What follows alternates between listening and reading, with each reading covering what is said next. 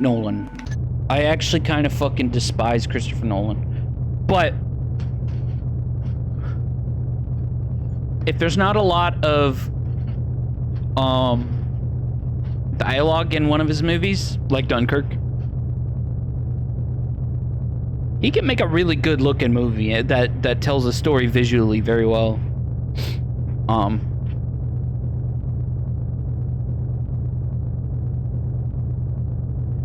But so like, sorry, I've got,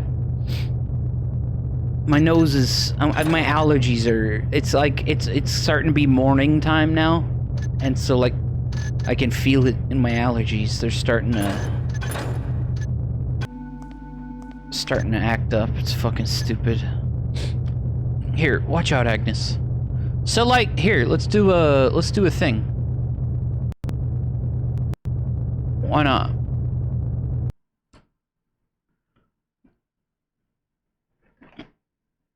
Okay.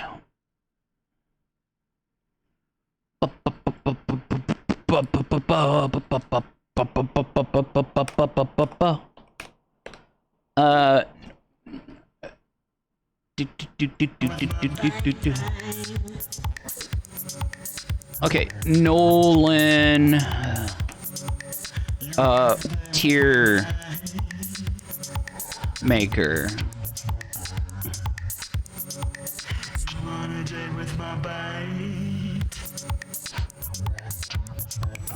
Let's see, have we got all of them? Looks like it. Okay, the following, I love that, damn, fucking Nolan heads.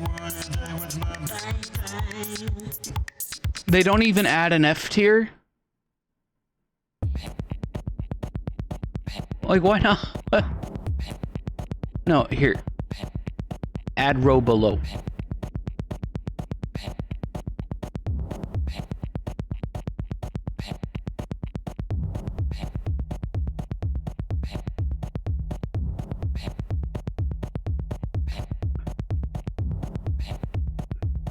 Okay.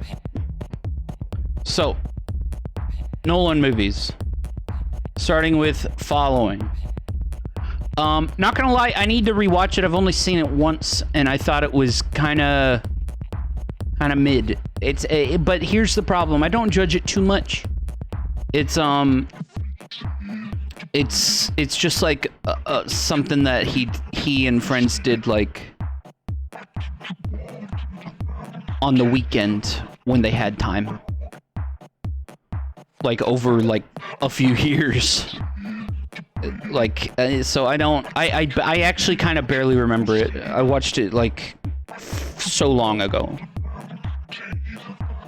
Now, Memento. A tier. The more I watch it,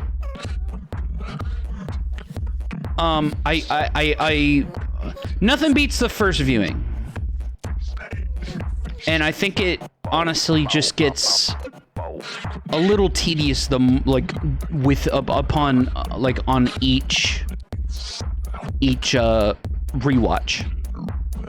Now, I think the reason why this one is so good is because he was able to be held back. He was kind of forced to be held back by budgetary and just all that. So that pulled out the creativity in him, and you know what I mean? Okay, so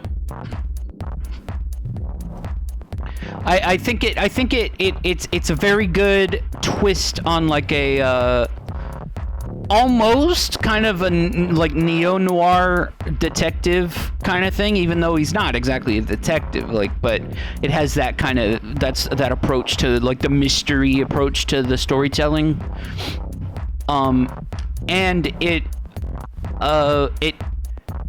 does an extremely good job at telling the story visually without over-explaining things, and still treating the audience like they're not fucking morons, but also it explains it in such a good way visually that... Oh, hey, thanks, Zep. It explains it, it tells you the story in such a good way that it's actually not very hard to understand. It's actually a very straightforward movie, the way, like, at the end of the day. It's just that the story itself is fractured. And so it, even though you're supposed to feel like you're piecing it all together, that's the movie is bringing you along to the like the movie knows that that's the point. Does that make sense? I kind of rambled a bit there. There's restraint in Memento. Christopher, well, I started talking about Christopher Nolan a little bit because the new one, the Oppenheimer's coming out. And then Mapaz was asked if I was a big Christopher Nolan fan, and I'm like, maybe it's best I explain it through his movies. Okay, so I think the next one that he did was Insomnia, right?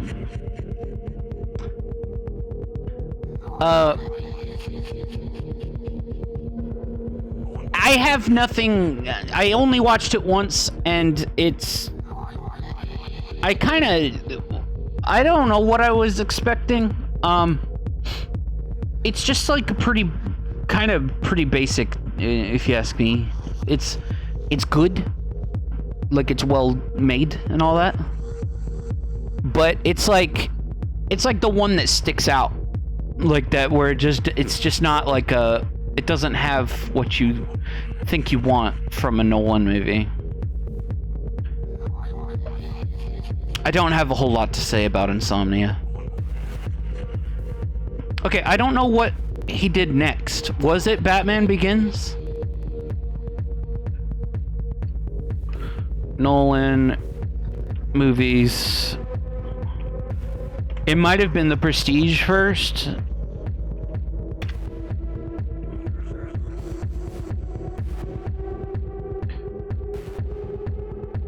Yeah, it was Batman Begins. Okay. That's what I thought, but I wasn't sure. So, Batman Begins. Also, pretty solid movie. I think it's up until the Robert Pattinson Batman.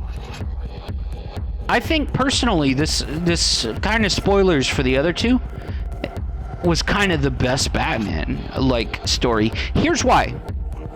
There's an argument to say that The Dark Knight is a better movie. But as a cohesive story about Batman, like as a character, Batman Begins is a better movie. The Dark Knight is not really about Batman, but we'll get into that. Batman Begins is about it's Batman. Now, it's not perfect. Some of the action scenes, I think, have aged a little bit.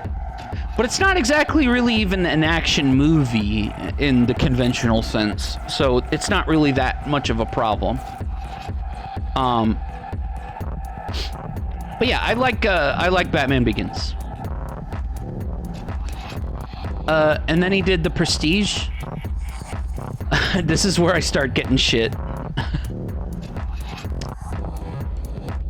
Maybe I should rewatch it, but I honestly don't want to, and I don't think I would like it if I did. The Prestige is... I feel like it's just nonsense. It's just fucking like... It's like masturbatory. It's like, oh, I'm gonna have a twist, blah, blah, blah. It's gonna be crazy, blah, blah, blah, blah, blah. I don't want to say too much unless if you guys haven't seen it, because some of you guys would probably really like it. But a lot of the twists, a lot of the things that happen in this movie are just so absurd to me. They don't blow my mind. They're just fucking like forehead, like brainlet shit, in my opinion. Mapaz, you're actually getting to the point. Not things not making sense being Nolan 101. Here's that you're getting to the point. This is the first time we got to see really where the Prestige or Nolan's filmmaking and storytelling being and from here on out, with one exception really, it's to subvert your expectations and to kind of a twist, like twists and turns, but also he's trying to live off of that high that kicked him into popularity, which was Memento, where it's like what made Memento great wasn't necessarily the story, but how the story was told, right? But in the Prestige, this is the first time where the story, the way that the story is being told isn't bad, but the story is just bad. If like the more you think about it, the dumber it gets, the more smooth brain it gets.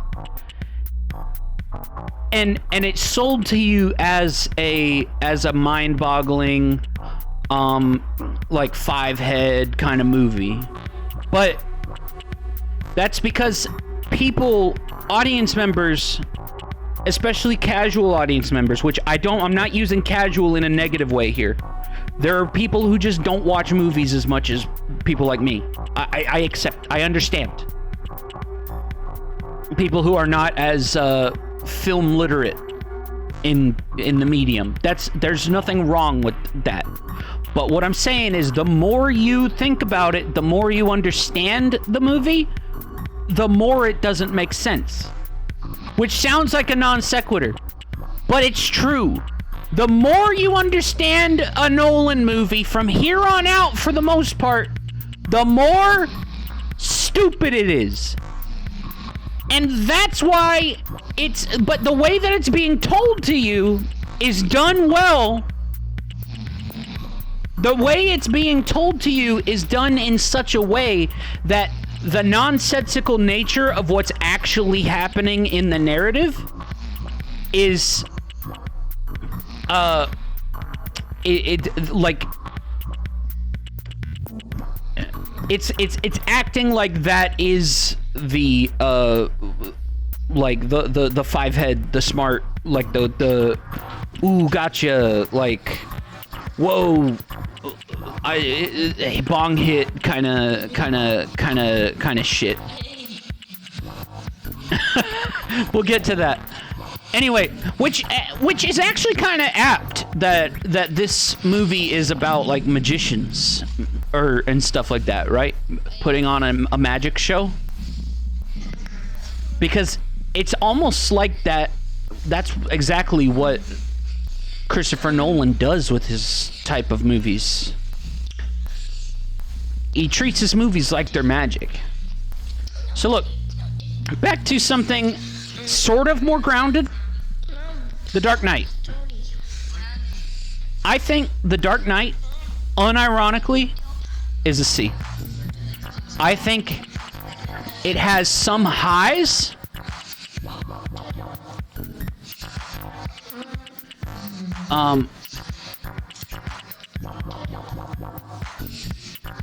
Now, enjoying them and understanding that they're fucking silly are two different things, Mapaz. The Dark Knight, I think it has higher highs in specific scenes,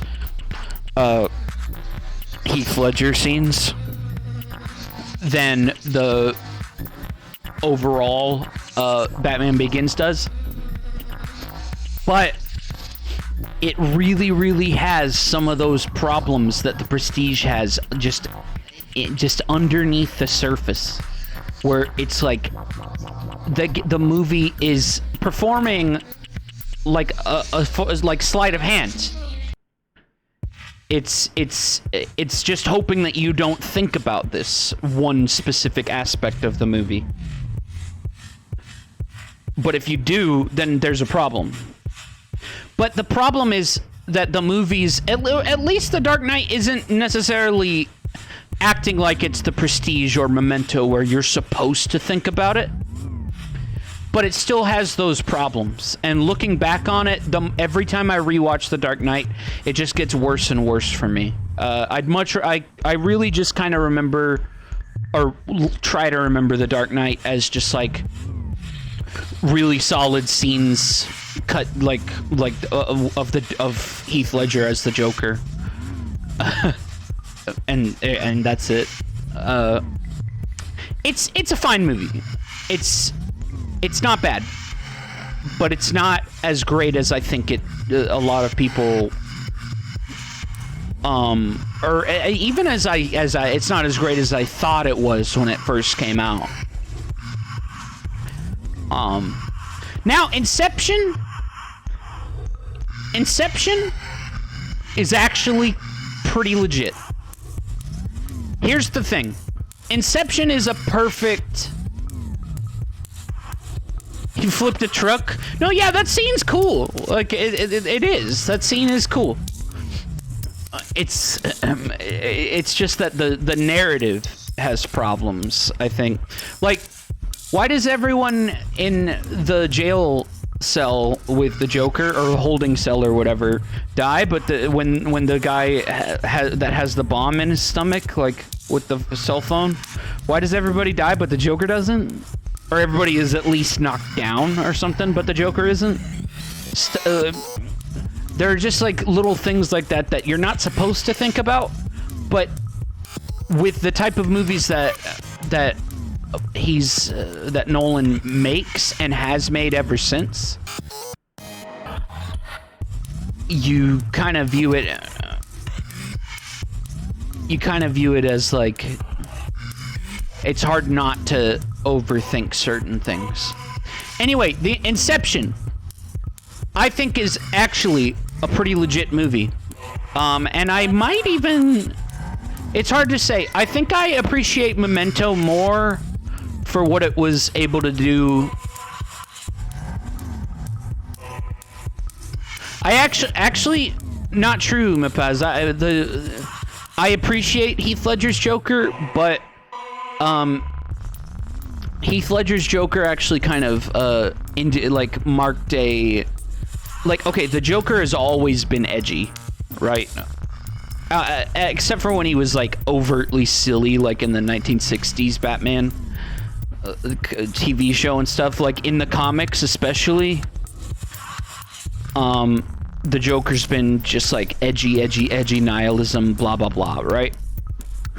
But The Dark Knight specifically went so far with it that it fundamentally changed the way that most people think of the character of the Joker, who actually is my favorite comic book character of all time. I mean, I don't read a lot of comics, but the comics that I did read, if they were cape shit, it was Batman.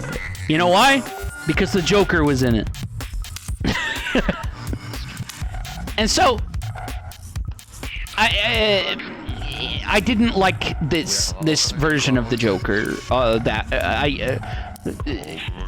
in the sense that it's not my Joker. I can appreciate it and do love that performance as a Joker in a one-off thing, but it was so popular, it went on to change what the Joker is like in all things, like in a lot of shit. Anyway, let's get to Inception. So, Inception.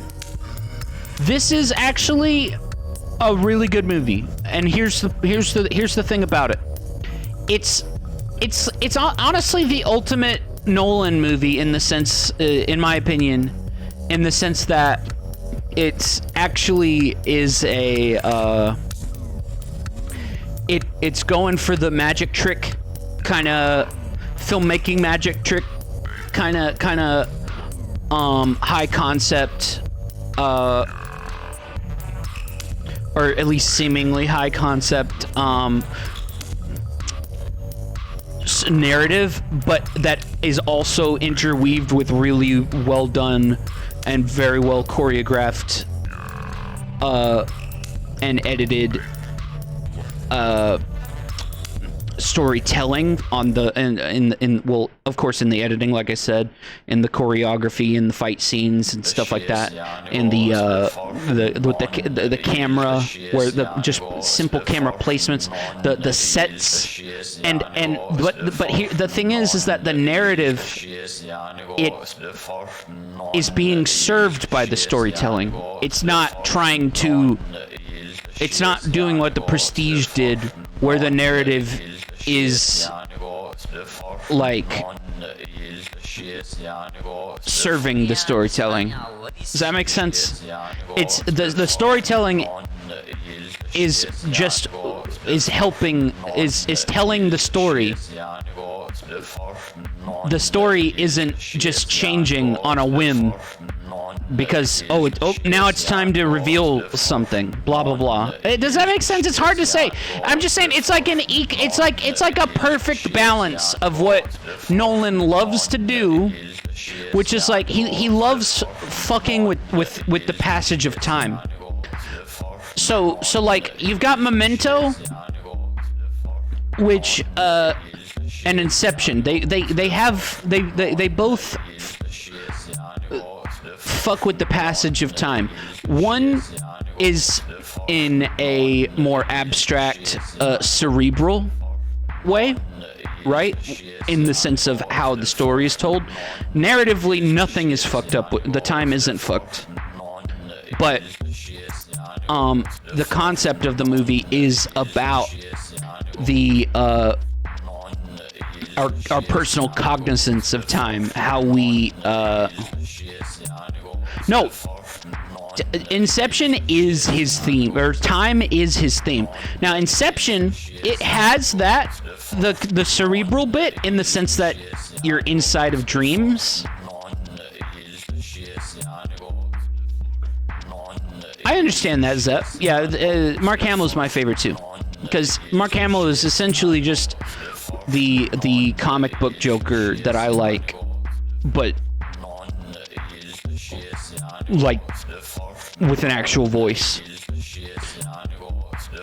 Now, Inception is similar to Memento in theme, but it's not just. But it well, and technically, you could say it's time actually isn't slowing when they're going into a dream, but it's the perception of time, which is why it's similar to Memento, because the perception of time is what's being fucked with, not time itself.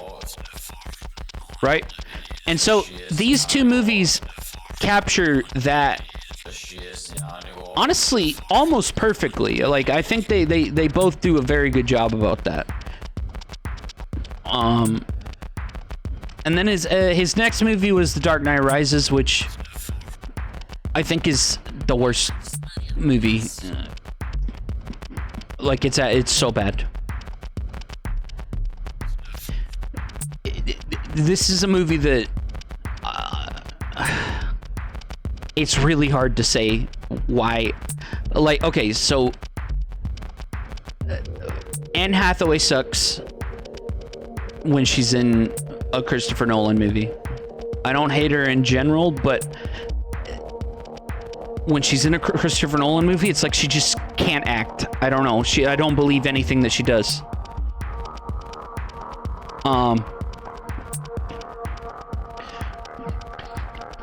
And then it's like the movie gets super self-indulgent.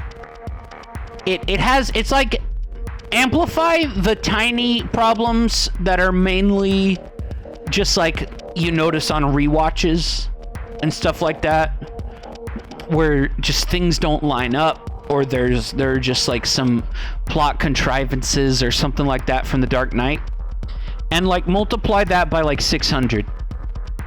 Because this movie is actively, like, just being nonsensical. Okay. Toward the end.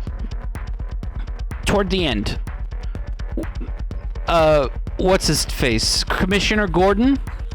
Gary Oldman? He's on morphine. He's in the hospital. And he's still telling, like, he's still in charge. And he tells the entire, essentially New York City, but it's Gotham, police department, which is like thousands of guys. Like, I don't know. That's all. Like, that New York City has a shit ton of fucking cops. Like, it's a very large population of humans. Gotham is essentially the same, right? Send all of those guys through the sewers? Just go running through the sewers? What fucking plan is that? It makes no fucking sense. I don't even remember what he was trying to do with that. But it was so fucking stupid. I was watching the movie, I was like, this is fucking ridiculous. And then also the twist where, I don't even give a fuck about spoilers. Don't watch this movie. The twist where Bane, sometimes you just gotta run through the sewers. The twist where Bane is like working for Talia, it's like it totally lowers Bane as a character. It's like, oh, he's just the henchman? Okay.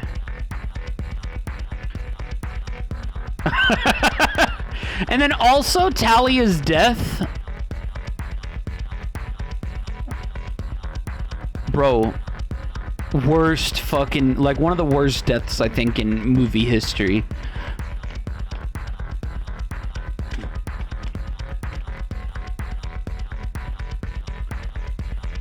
Pound, pound, pound, pound, pound, pound.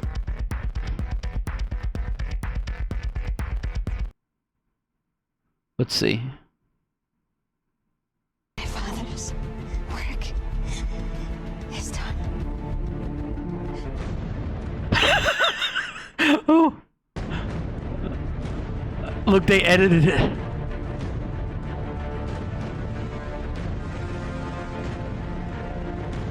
Nice. It's so fucking stupid, dude. And you know what's funny? This bitch, she's like in a bunch of foreign films and shit. She's fucking great, dude. She's a good actor. It's done. They did a cut. It's not actually the. I mean, that is how she dies, but here it's a she does like some more panting beforehand. You think they need to hear that right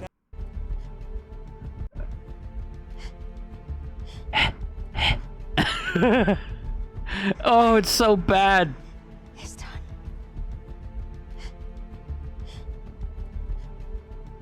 What the fuck is that?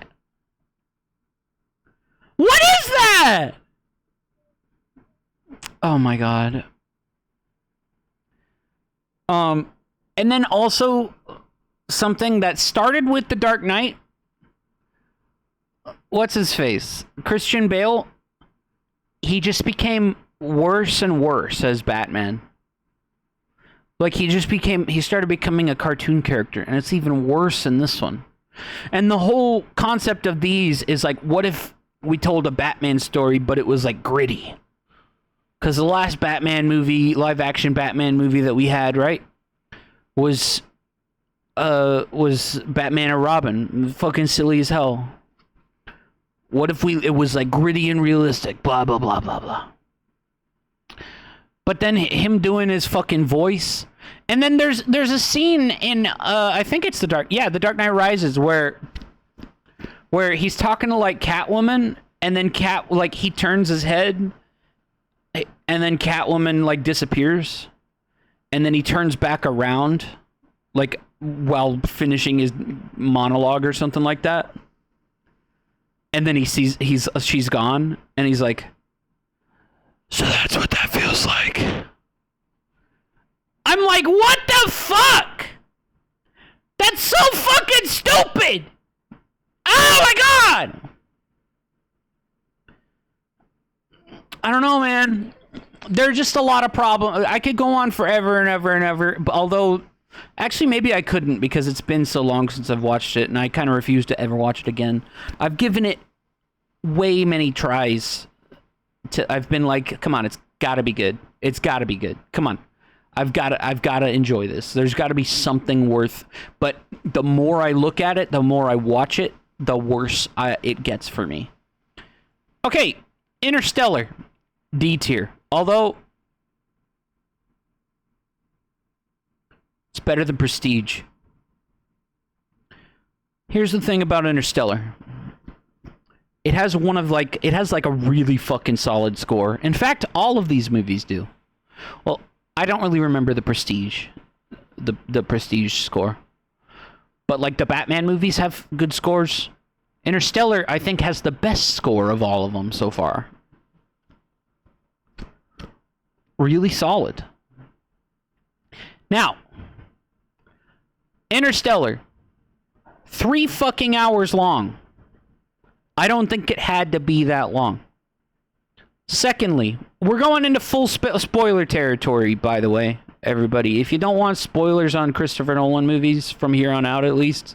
I mean, I know we've already kind of covered them a little bit. You can just forget about, we'll just start watching again when, we get back to the game or something. Anyway, Interstellar. I saw this in theaters, in IMAX, the first time at least. I think I saw this in theaters 4 times. We'll get back to that. Interstellar, it, in many ways, is an amazing movie. And in far more ways, I think, it's like a forehead movie. It's doing a similar thing to The Prestige, where it's pulling some really stupid, idiotic bullshit nonsense, and then acting like, whoa, isn't that like 5 head of me, guys? Isn't that amazing? And then, of course, casual audience members, which I'm not calling them stupid, because they're just there to see a movie that's gonna blow their mind. They see that stupid thing that they don't quite understand, maybe. They only watched the movie once. They haven't put a whole lot of thought into it because they're not trying to put a whole lot of thought into it because they don't need to. That's not why they watch the movie. It'll blow your mind. Blow their mind, especially if you don't know how general relativity works. But again, it all breaks down once you start analyzing the movie. And I personally like movies that get better when you analyze them. They get better the more you spend time thinking about them. And pretty much none of the Christopher Nolan movies, at least that I've rated so far, have done that. It's the opposite. Even Memento. But only a little bit. Just because I think I'm just jaded with Memento. It just gets a little... I can't watch it too often. Because it's so, grounded and small. There's actually not a whole lot to unpack, which is one of the good things about it, but also one of the reasons why I'm I can get bored watching it if I've watched it recently. I just can't rewatch it too often. It's not really, that's not really necessarily a bad thing. Go watch Memento. Okay, so Interstellar. It also has a theme of time, similar to Memento and Inception. But this time, it's more of, instead of the perception of time, it's the literal passage of time in like an actual scientific sense, which is the main like mind-blowing part of the movie that is supposed to make everyone with their popcorn in their hands just like go, whoa, what the fuck? In the sense that the faster you travel, and this is real science, it did represent real science pretty decently in this regard. The faster you go relative to other objects in space and time, the two objects will be experiencing time differently, right? Also, gravitational forces fuck with the fabric of space-time as well, particularly when you're near a black hole, which is part of the movie, etc. Which all that is really cool. And this movie, like, if you're talking about Interstellar, if you're talking about it purely on like a visual standpoint, it's like fucking amazing. It's like really, really, really, really good. But that's the thing. Christopher Nolan's not bad with that. He's always been good about that. That's part of why his movies like are successful. But it's mainly the characters and the writing that I hate. So a thing that I didn't really talk about in The Dark Knight, and especially in The Dark Knight Rises, and to an extent in Inception, but it's not too bad in Inception because Inception actually kind of warrants it for the most part, and it doesn't actually do way too much for the type of concept that it's about. Interstellar, on the other hand, does. Their characters are just talking and talking and talking and talking and talking and talking and talking and talking and talking and talking and talking and talking and talking and talking. And you know what? That's not bad in and of itself. I love Tarantino movies. They are talking in Inception, not like characters, not like people.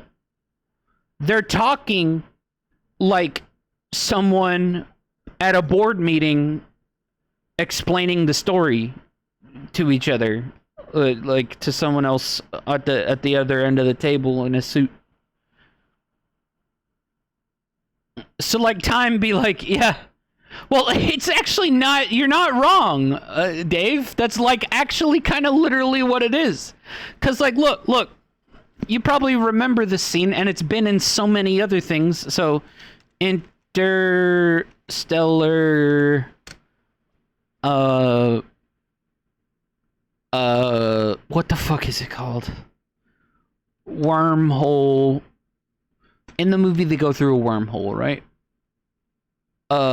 Wormhole explained. Okay, but they explain it in the movie. Here, with the guy.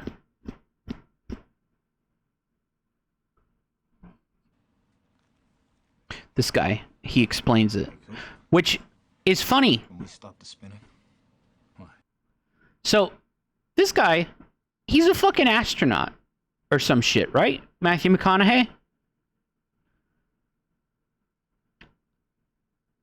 Or something like that. Like, there's no reason that he wouldn't know this, or at least have been briefed on it before leaving. But while they're already in space, they're like, he needs to be explained by this character how wormholes work. Because we're close enough to see it now. All right. Thanks. Blah, blah, blah, blah, blah. Sphere. Of course it is what you... No, it's just that all the illustrations I've ever seen, Here we go. So look. They do this in movies all the time. Anytime there's like a black hole or a wormhole or something like that, they do this in movies. Now, this is not a bad way to explain it. But it's just completely unnecessary in this movie, especially at the time here. Because both of these characters know this concept. They understand this concept. There's no reason for this to be in this movie. You know why a scene like this makes sense? Is when one character actually has no reason to have already known and doesn't know about this concept. But both of these characters already know. Yeah, essentially. So, like, that's why Luke Skywalker, like, asks so many questions. Because that's so that Obi-Wan can explain the story to Luke. And therefore the audience. Etc. So they say you want to go from here. How do you go from this dot to this So dot? far, right? Well, it's gonna take. That's gonna take like 50,000 years. What do you do? Well, you just fold space-time, bro, and then look, Shortcut. you can just take a shortcut. Isn't that amazing? Which is a real scientific concept. Of course, I don't think it's ever been substantiated outside of mathematics, or observed at least. But that doesn't mean that it's not possible. This is theoretical, but there's nothing telling us that it's, from my understanding, that it's not possible. Just saying that we haven't observed it. But mathematically, it works, which is crazy. There's a lot of people have spent like their lifetime like thinking about this concept. So anyway, Show that they've turned three-dimensional space into two dimensions, which turn. So yeah, I mean, this is a good example of how three-dimensional space is well, of course this is two-dimensional because it's on a piece of paper, but with the force of gravity warps space, and in doing so it also warps time, space-time, right? It's just that that's the we get that from Einstein, right? So look, it seems like that. And then also what's his face, Cooper, played by Matthew McConaughey, his little girl, Murph, right? Okay, this is, or here, I'll get to that part in a sec. Let's get back to the Anne Hathaway. So remember when I was saying that I fucking hate Anne Hathaway in these movies? I hate her the most in this one because there's a whole goddamn monologue where she just literally just explains the entire theme of the movie to the character, to the like, not even just to the character, but it's like she's looking directly into the camera. Like, what's her face? Okay, so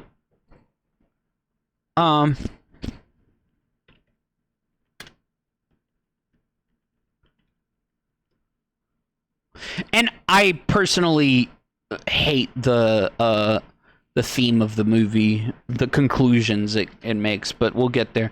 Anne Hathaway, love, Interstellar. So, she's not speaking like a scientist here. even though she is a scientist. Okay? Which is annoying as fuck to me. TARS kept the Endurance right where we needed her, but the trip I'm gonna get DMCA'd. anticipated. So, okay. No longer have the fuel to visit both prospects. So look, they're essentially kind of talking about, like, they a previous team of astronauts like them went out to try to find a planet that is sustainable for human life, right? But humans but that group of people, like, got lost or something like that. But there's one planet where one of them went there, something like that, and maybe even sent a message. I forget specifically, but they know that he went there, right? Now, this lady, Anne Hathaway's character, explains her reason for wanting to go to that planet as opposed to the other planets. They're both promising. See, the two planets are promising, but she wants to go to the guy's planet because we didn't know this yet. I don't think she loves the guy that went to the planet, and so now in her monologue, she's gonna explain that, oh man, I believe that love it transcends dimensions. It transcends time and space. It's a force that brings us together. Blah blah blah. This is why I know I must go to this planet, etc. Right? Essentially, she's saying time is the fifth dimension. So you got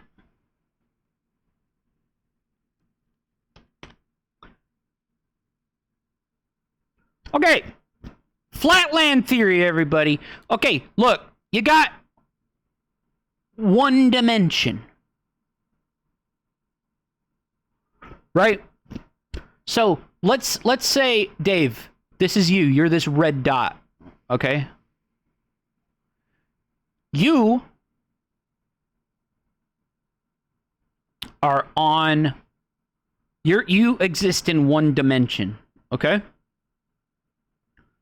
Now, you can only go this way or this way, right? You can only see in those directions, right? You can't look up. You can't look down. You can't look toward the camera, toward us. You can't look away from us. You can only look left and right.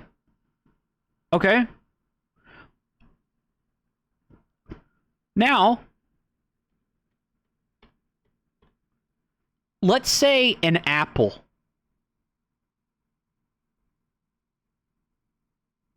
Or here. Let's say an apple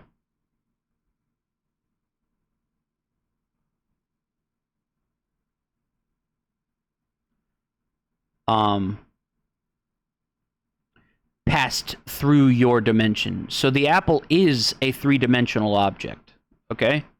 But it's passing through your one-dimensional dimension.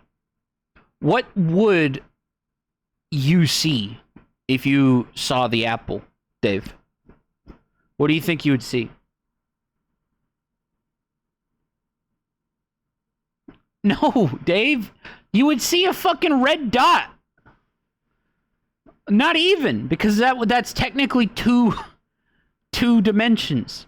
You would only see this part of the apple right here.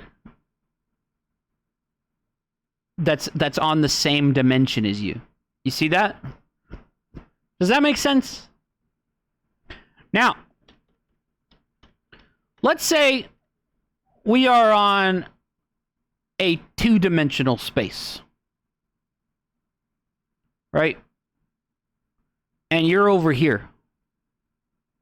Now, an apple passes through. Let's just say the apple's like here. And then this is up above. So again, a three-dimensional object passing through. Right? Not gonna lie, I don't know why this is specifically important to what I'm doing. But I like explaining flat theory. It's fun. Or flat Earth. Or no, not flat Earth. Flat land. Okay, you still see a cock?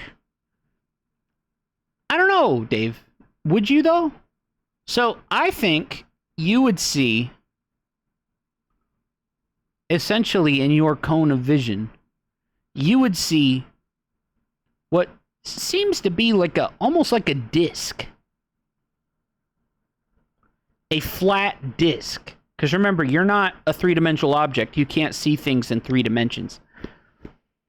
The apple is like this.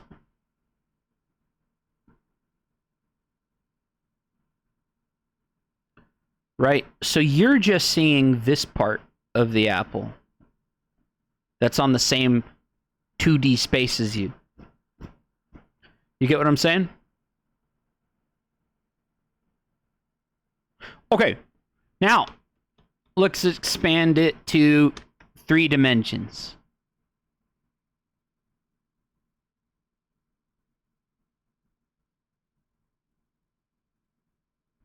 Okay, so X, Z, Y, or here,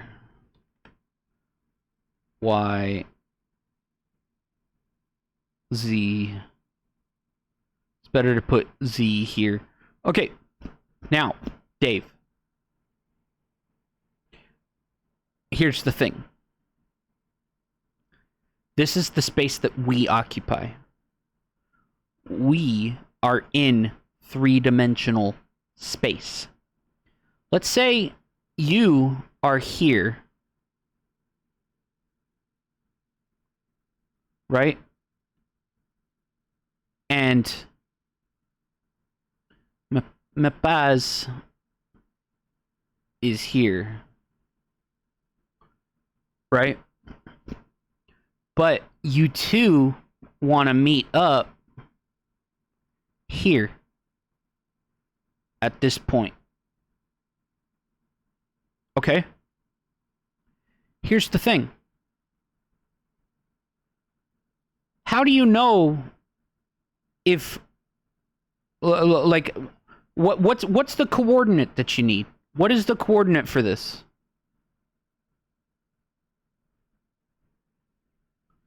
What is this coordinate? Right? There's an X,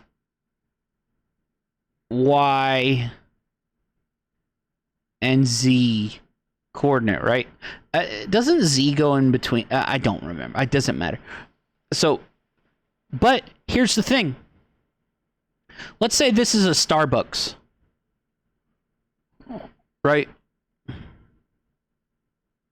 Euclidean space, yeah, I know. Let's say this is a Starbucks. Okay, it's full of coffee. So, let's say you two want to go to the Starbucks. Do you think that the X, Y, Z coordinates are good enough?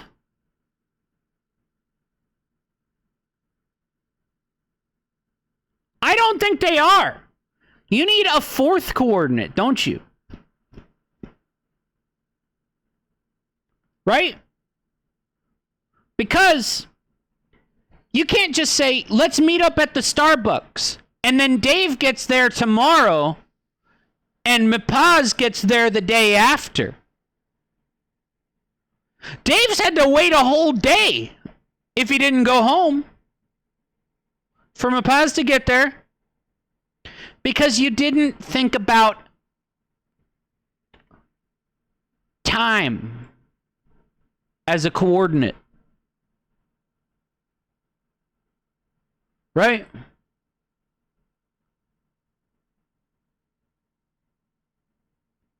Good enough. So these are the 4 coordinates, right? Whatever. There are 4 of them. Now, that means that time is the 4th dimension. Now, here's the thing. What if you two love each other?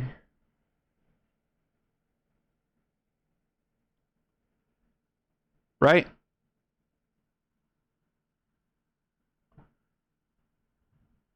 What the fuck does that mean? What does that mean? What does loving each other mean? Right? How is that a dimension? How is love the 4th dimension? Means cock. You might be right. I don't know. I don't know where I was going with all this. Anyway,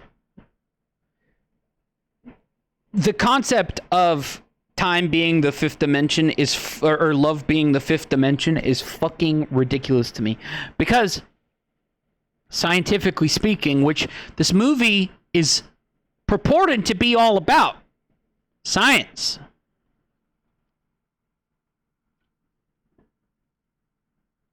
Love, from my understanding, is an internal feeling based on your brain chemistry and its reaction to,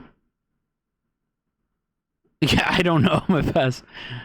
Its reaction to outward input, particularly with another being, because you are aware of them, right?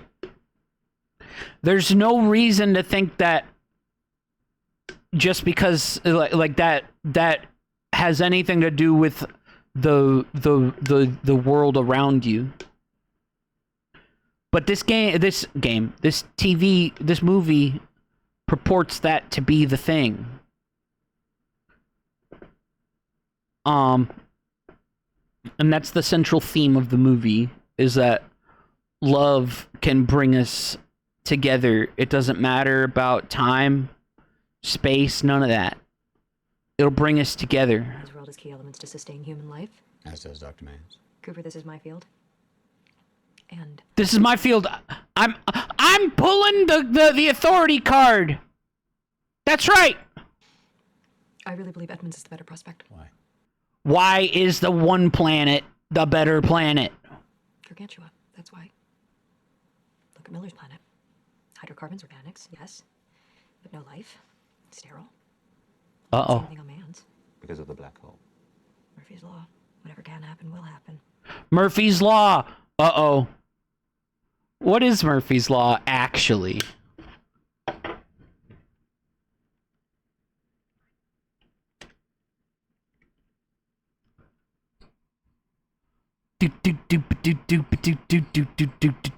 A perceived perversity of the universe has long been a subject of... An adage or epigram that is typically stated as anything that can go wrong will go wrong. In some formulations, it is extended to anything that can go wrong will go wrong, and at the worst possible time. Ooh. I've never actually looked into this shit. I don't think it's their quiet mix. It's in fact, this movie is very loud. Can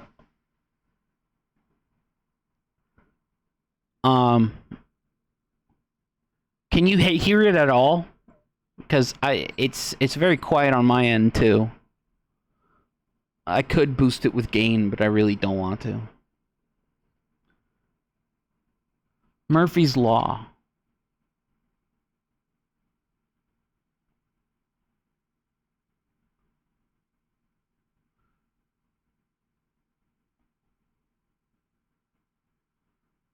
They require inanimate objects to have desires.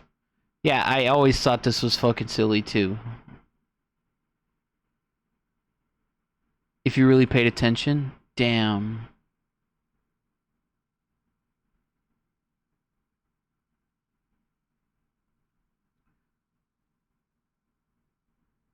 What if I turned off the limiter? Is this better? Probably not. Accident is the first building block of evolution, but when you're orbiting a black hole, not enough can happen. It sucks in asteroids and comets, other events which would otherwise reach you. We need to go further afield. I fucking hate this character. I hate the way she talks. Oh look, it went up into the yellow. Was that better? Did that sound better? I can also slow her down if we need. Yeah,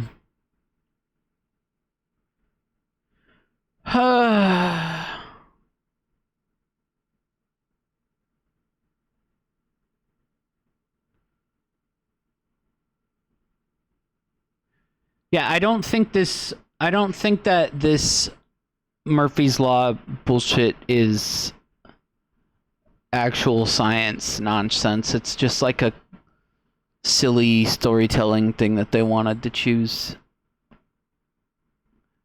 If anything, it's more of a philosophical quandary.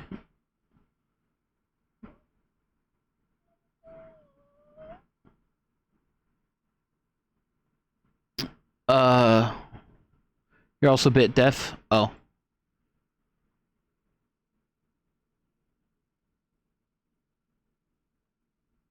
Gain.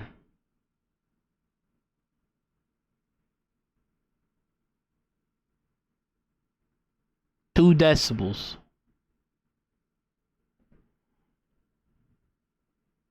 How's this? You once said that Dr. Mann was the best of us. He's remarkable. Dr. Mann was the best of us. And yet here he is.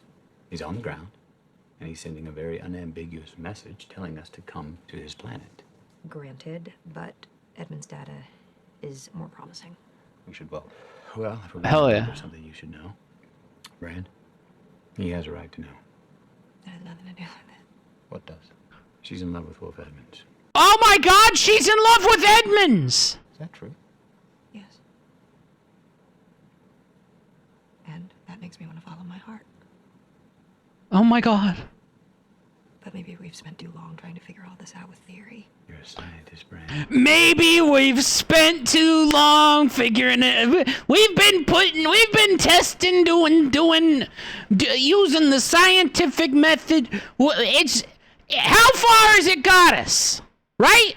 We're on a spaceship, orbiting a fucking black hole, choosing which planet of like 3 or 4 that we can go to right now. But let's just throw away all of the science. You know why? Because I think love is the 5th dimension. So listen to me. When I say that love isn't something we invented, it's... Love isn't something that we invented. Humans are not capable of creating something as powerful as love. observable, powerful. It has to mean something. Love has meaning, yes. Social utility, social bonding, child rearing. We love people who have died. Where's the social utility in that? Where is the social utility in grieving for someone you used to know who's no longer around? There's no social utility in that. That's not scientific. But it's real. It means something more, something we can't yet understand. Maybe it's... It means something. It's like when I read the Bible and I felt the Spirit, God's Spirit in my heart. That's love. some evidence, some artifact of a higher dimension that we can't consciously perceive. Love is the 5th dimension.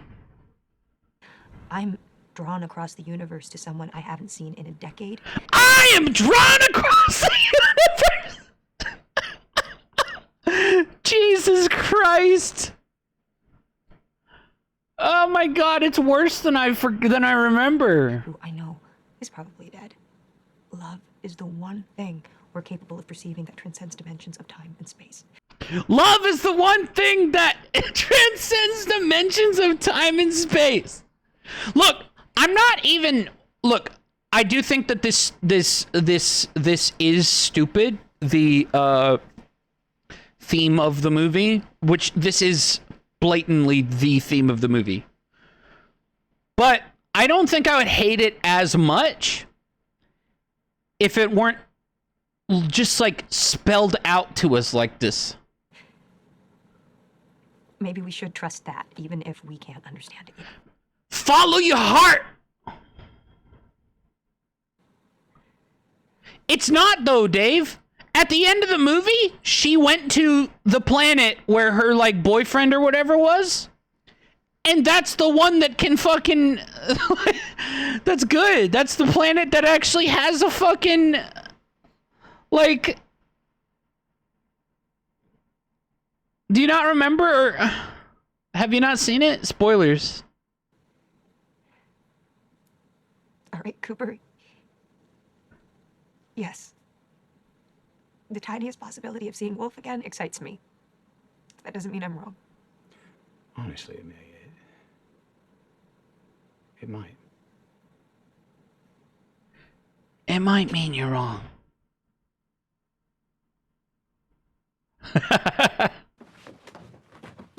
TARS, chart a course for Dr. Mans. So then he chooses to still go to the one where they're actually getting a message from a guy. Science is he's following the science, right? But here's the thing. Here's the thing. When they get there, there's a twist cameo. Matt Damon is on the planet and he's alive. And guess what? That planet is not sustainable for human life. Terrible, right? It's John Cena.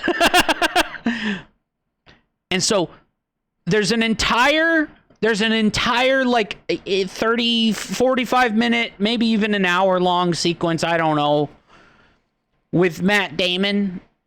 Just like, also his name is Hugh Man. His last name is Man, first name Hugh. Hugh Man. And he's the bad guy. He's taking down humanity. This fucking movie is pretentious as fuck. It's fucking stupid. I fucking hate this fucking piece of shit fucking ass fucking movie. And then there's, so yeah, they get down there and they're like, yo, dude. And he's like, yeah, this place actually sucks. I'm gonna fucking kill you guys. And then, they have to get back up. And then there's a admittedly cool action sequence where there's like spinning and they have to dock, like Dave was talking about. Dock their little ship in with the other ship. But while they were down there, the black guy didn't go with them or something like that.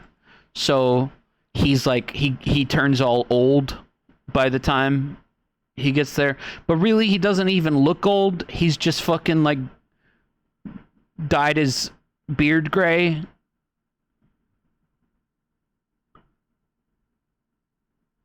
It's because they were on the planet.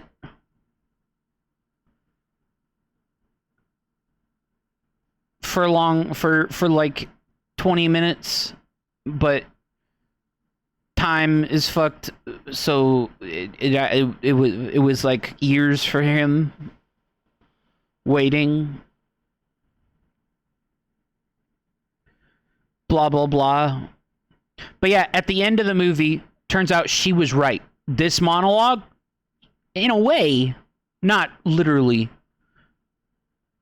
It doesn't actually spoil the end of the movie, but it foreshadows that, yeah, she's fucking right.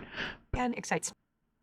Now, There's a part in the movie, or at the so this guy, right? He's the main character. Starts out on Earth. Earth is having some problems, right? There's rampant climate change. You can't grow crops anymore, except for like corn. But even then, we might be running out of corn soon. So whatever. And he's got a son and a daughter, but mainly just a daughter because his son isn't. Nobody cares. Nothing matters with the son. He's just like negligent. Anyway. Whoa! Whoa! Whoa! Whoa! Whoa! I'm sorry. I'm sorry. I'm sorry. I forgot about the filters. I'm sorry. I'm so sorry. Jeez. I forgot about the changed filters. Yeah, I know. Jesus Christ. Okay, so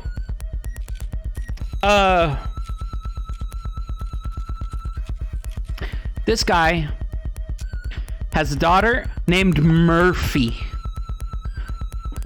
because of Murphy's Law.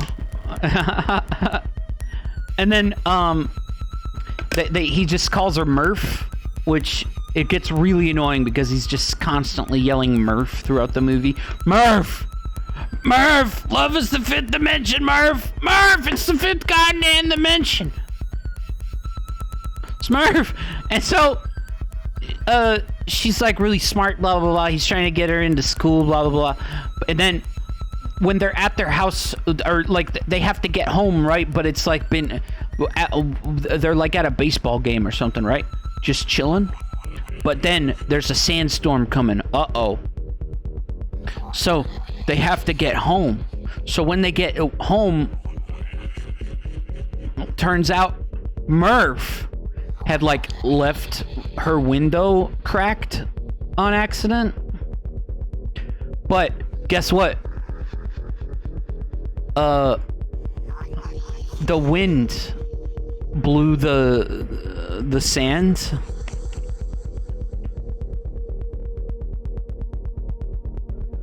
Oh, that's what we're getting into, Zep.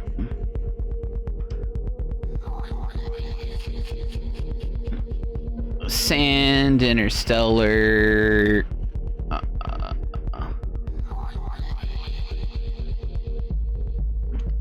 Dust. Whatever. I don't know what it's. So okay. So the dust is like settling in a weird way, and they're like, "Why is it settling like that? That's fucking weird." And then they're like, "Oh shit! It's coordinates. What the fuck are the coordinates for?" So they track down the coordinates, and then they find a NASA. Like a secret NASA like building or some shit in the woods or some shit. And then turns out the NASA people were like, "Yo, dude, we know you used to fly shit for us, remember?" And he's like, "Yeah." And they're like, "You're the guy that we need someone to fly shit for us again." And he's like, "Okay." But then they're like, "Yo, dude, but here's the thing. You'll be gone for such a long time.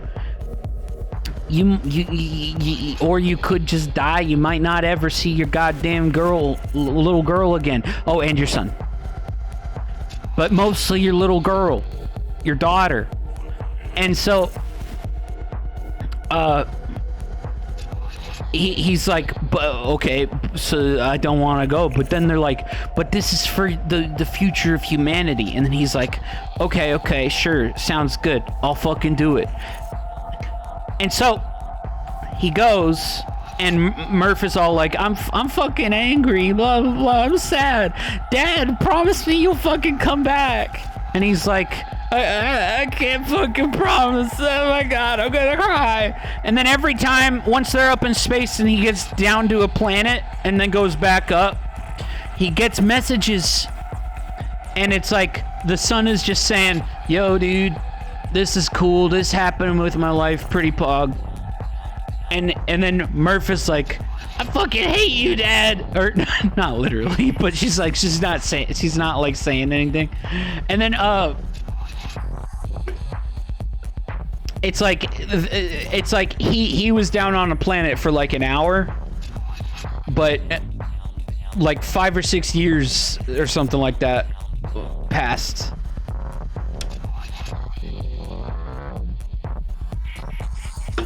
Punch you in the nuts.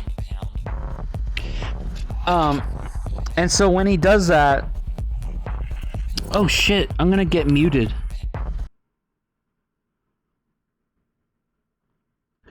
Shit. When he does that, what am I trying to say? Oh, let's just skip forward because it doesn't really matter. It keeps cutting, the movie keeps cutting back to Earth, and like nothing of importance is happening on Earth. So that's really fucking boring.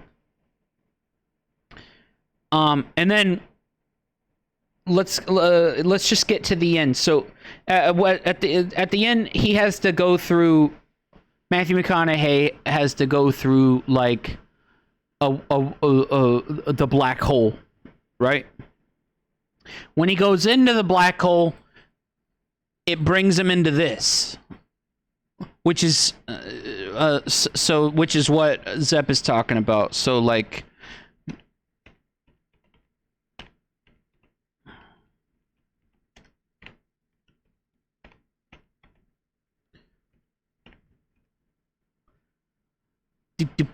I thought I was fucking typing. Interstellar. Bookshelf. Yeah, I'm still doing... I got really, really extra stun-locked by the fucking... There's a lot for me to unpack here about what I hate.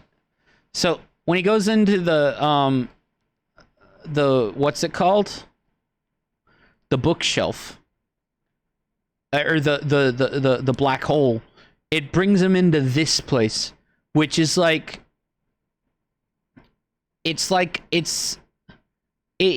basically, it's like he's like going through experiencing the fourth dimension. He's experiencing time. But like, not in a linear way. Yeah, I know, right, Mephes? So right now he's seeing like all moments at once, but they're all centered around this goddamn bookshelf for some reason. Yeah, I think it's because of love. And pause.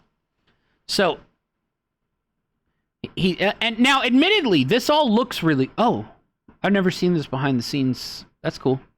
This all looks really cool. Like, don't get me wrong. But what it actually represents is fucking stupid. So essentially he gets to these to one bookshelf and he's like, yo, dude,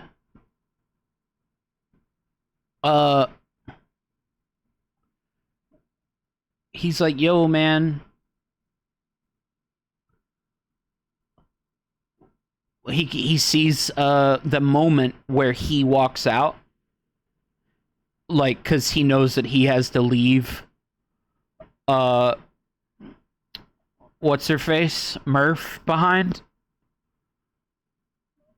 Oh, here, look. So here's Murph. Oh yeah, and he gave her a watch to say, look, I'll be back, I'll be able to come back, I promise, or something like that. And he's able to watch it, that moment again where he like he's over here and he like walks out and he's like, oh no, don't leave. So he's like regretting that he left. So what he does is he goes back through like this place. He goes back through this place and he finds the exact moment where they're about to walk in and notice the dust settling. And I don't remember what he does. He just fucks with some, like, he uses like his fingers or some shit to fuck with like something with like gravity or something, some shit. And he's able to affect gravity in a way so that he puts down the coordinates, I guess just based on memory or something. I forget. He puts down the NASA coordinates, which is a big problem for me because look at this, chat. I've explained it on before, and I'll explain it again.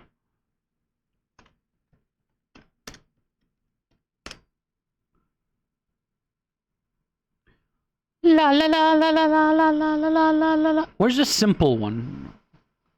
This shit's too complex. Come on. What the fuck?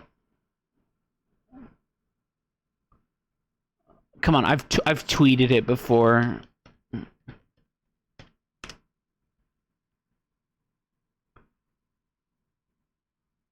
La la la la la la. Why can't I fucking find it?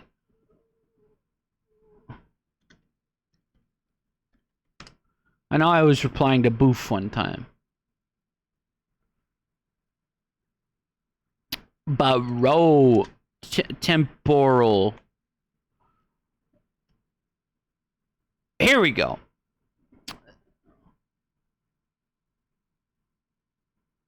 Okay.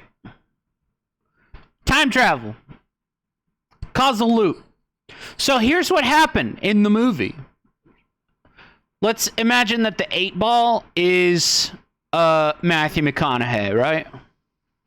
So he's just living his life. There's a sandstorm or a dust storm or whatever. He goes home, and then in the little girl's room, because she accidentally in Murph's room, they see some piles of dust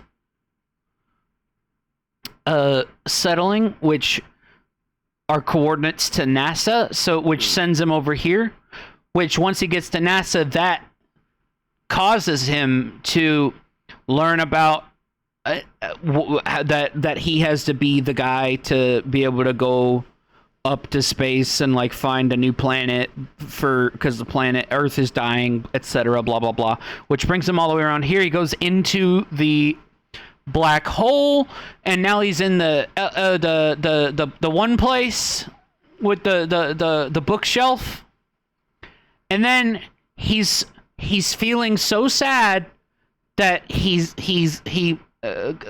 he can't get back to Murph, his daughter, that he goes to that exact moment where the dust was settling, and he's able to fuck with like gravity just in the right way so that the dust settles, so that he can trigger himself in the past, his past, to go to discover NASA, when normally he'd be going this way if he didn't. But here's the problem. He couldn't have given the coordinates to himself if he didn't already get given the coordinates by himself. Do you see the problem? He couldn't have gotten here if he wasn't already here, if his future self wasn't already here. And his future self couldn't have been here if he wasn't already here. So he has to do this one thing, and it's just a never-ending loop. Nothing ever originated. Now, this is like a major story beat. And it's supposed to be like, wow, oh my god, he's the one that did that. Whoa. But to me, even on the first viewing, I was just like, what the fuck? This is fucking ridiculous.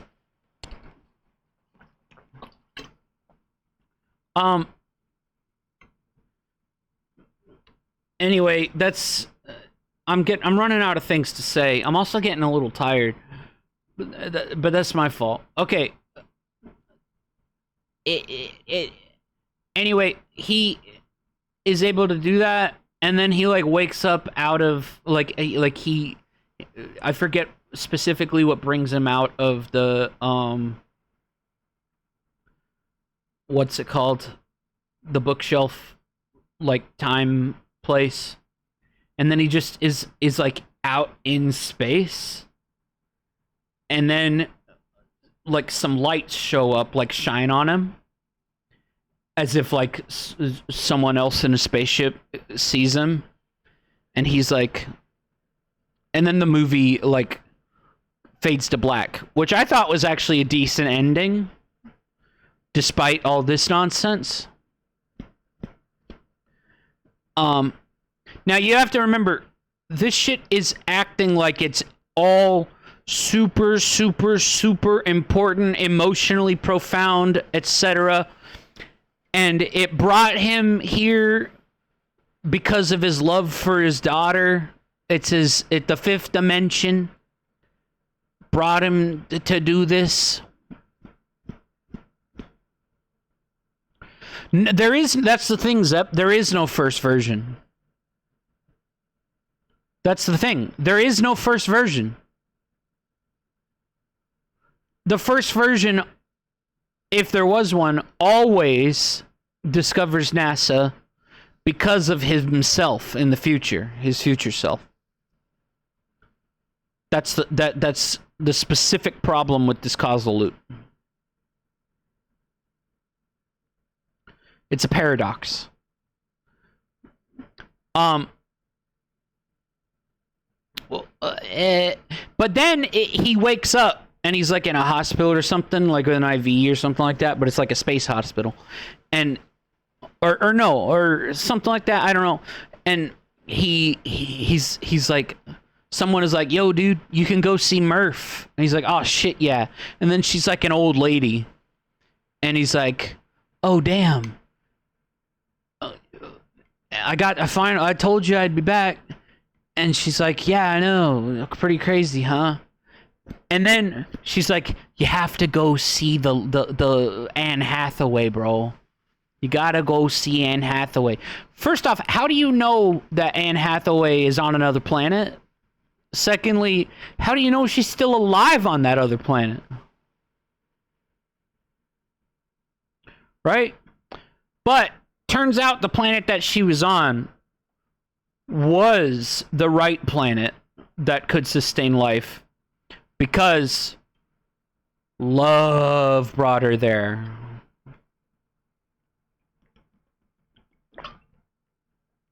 I don't know, I fucking hate Interstellar.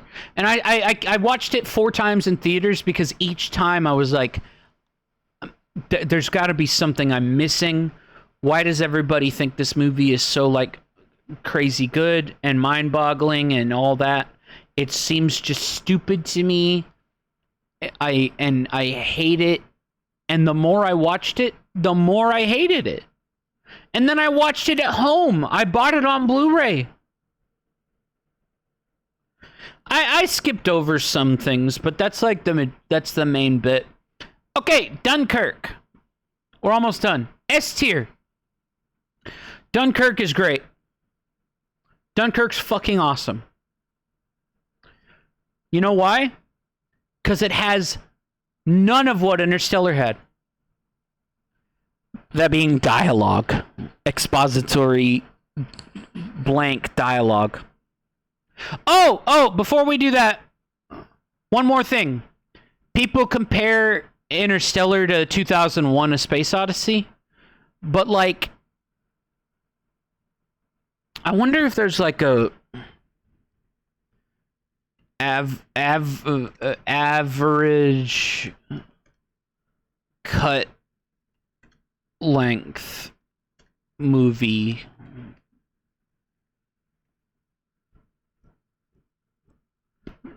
Average shot length.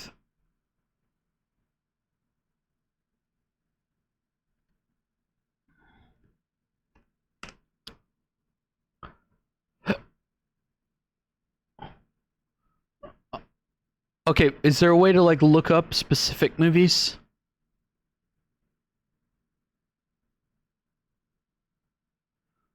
La la la la la la. Average shot length. Interstellar.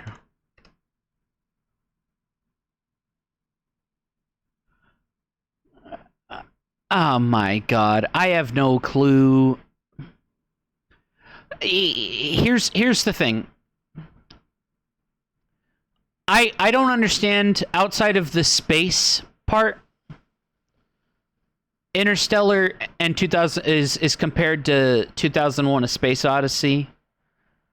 And it was a partial inspiration. But it, to me, especially in the way that it tells its story, is antithetical to 2001: A Space Odyssey. It tells me that, well, yeah, there's that. It tells me that Christopher Nolan probably just doesn't understand what makes 2001: A Space Odyssey good or something like that. 2001: A Space Odyssey, like, has really long shots that, like, it doesn't cut very often. It lets you take in the beauty and the expanse of everything, right? Interstellar, on the other hand, is just like cut.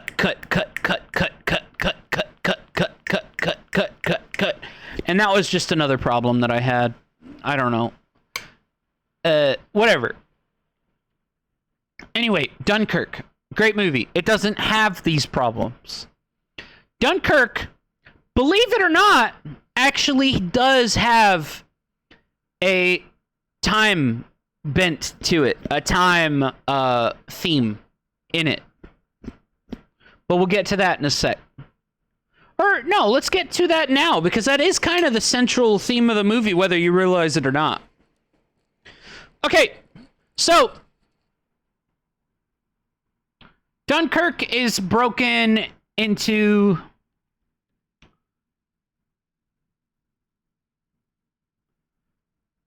three segments, okay?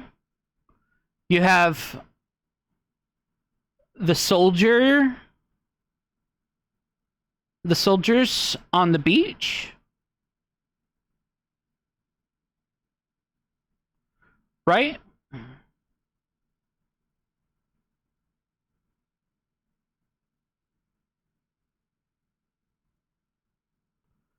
And then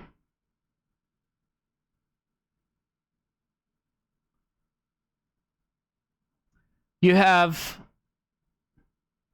the civilians. Or no. It doesn't matter. Okay, so then you have the guy in a plane.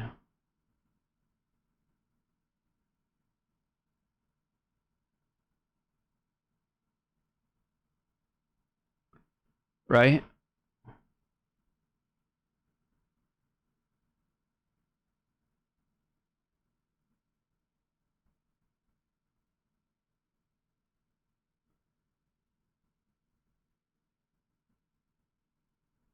La la la la la la la la.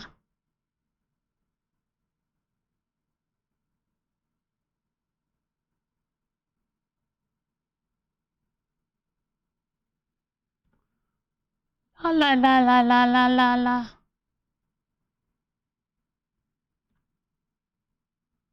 I'm getting a little silly with it.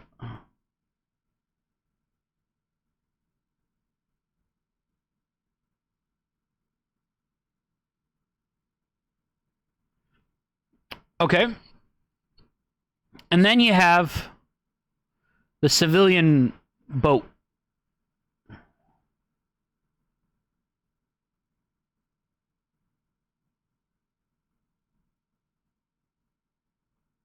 Right.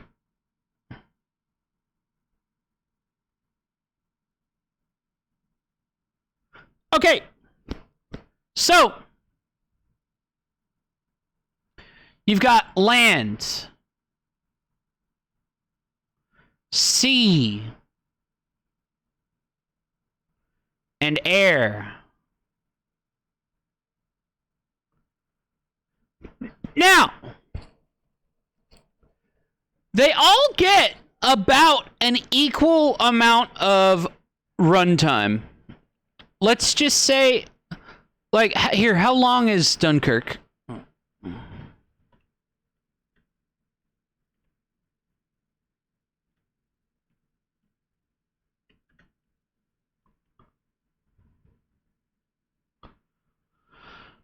Damn. That's another good thing about it. It's not fucking 3 hours for no reason. La la la. Let's just break it down to an hour and 30 minutes. Okay? It's just easier that way. 90 minutes. Okay? So let's say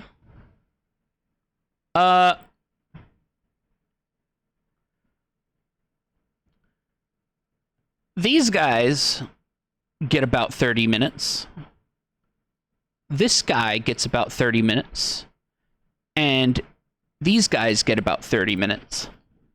Give or take. Not quite equal. Okay, here's the thing. These three stories, the whole movie is cutting between land, sea, and air in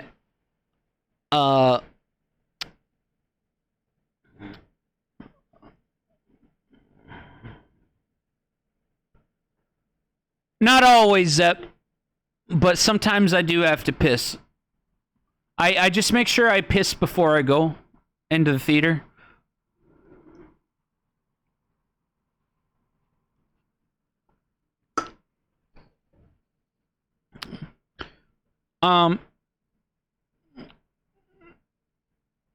But yeah, sometimes I do have to piss.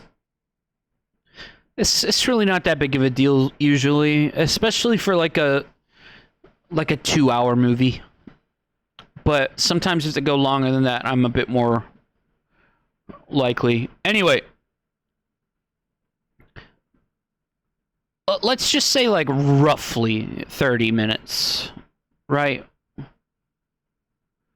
Okay, so the movie is a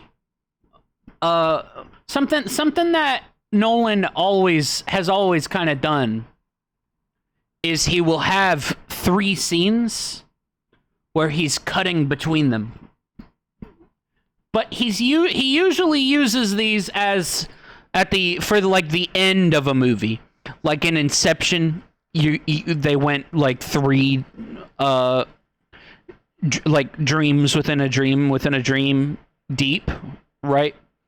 The Dark Knight has that going on with like the boats and the Joker, and then also like Harvey Dent and what's his face, etc. He likes to do the 3-scene intercutting. Now, Dunkirk takes that concept, and of course that's not something that is exclusive to Nolan. It's just something he likes to do.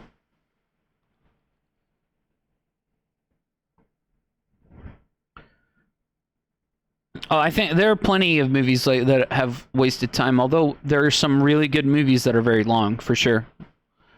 A lot of my favorite movies are long. Okay, so what I'm trying to say is these guys are here for a week. Right? These guys are here for a day. And this guy is here for like maybe an hour?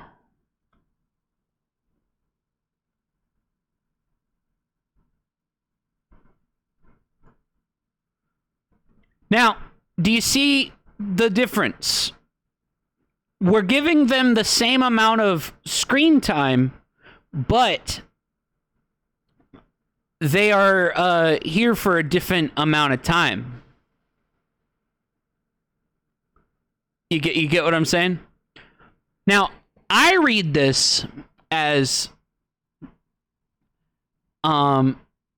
even though these guys definitely on the beach definitely went through a lot more hell for longer, that doesn't make their experiences any more significant than this soldier who is doing dogfights to protect these guys.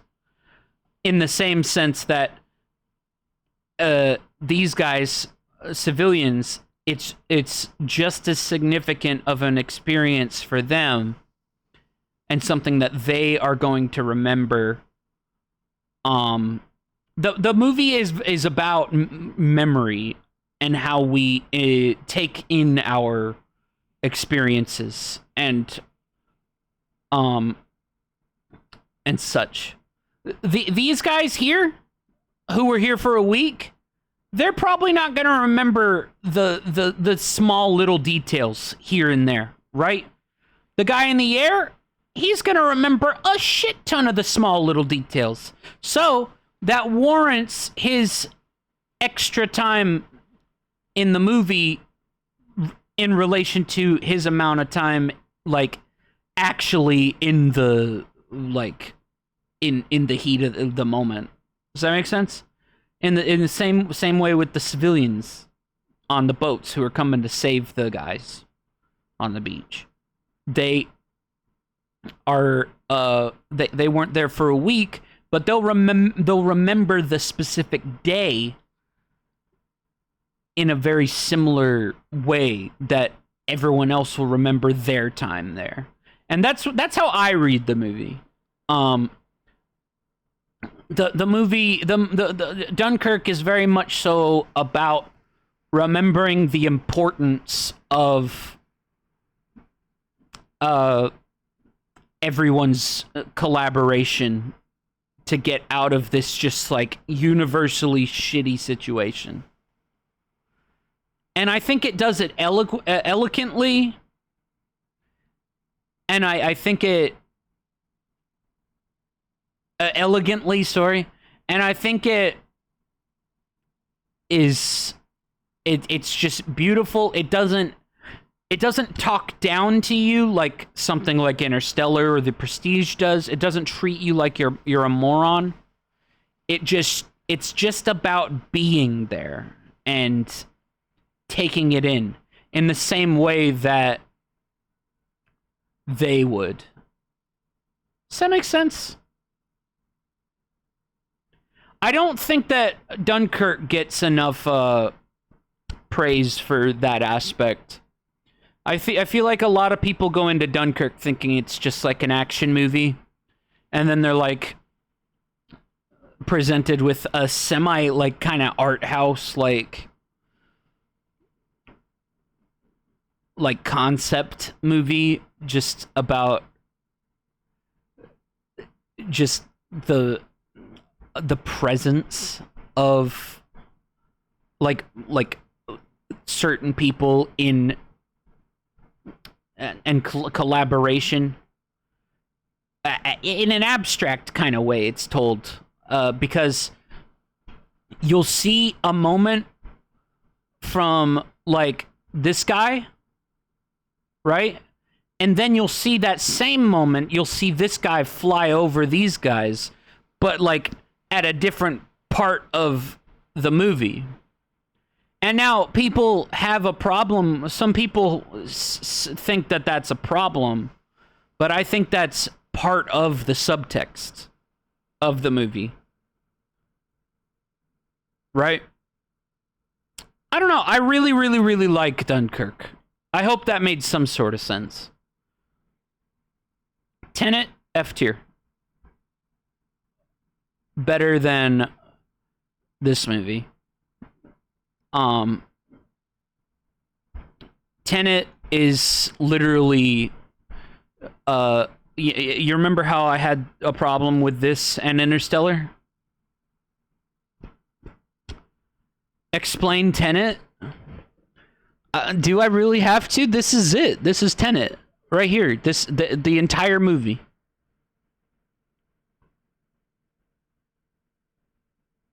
That's it. That's the movie.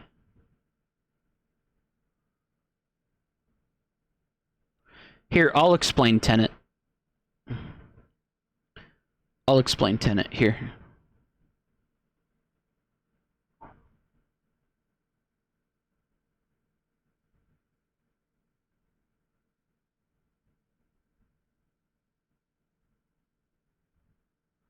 Okay. So, this is Tenet.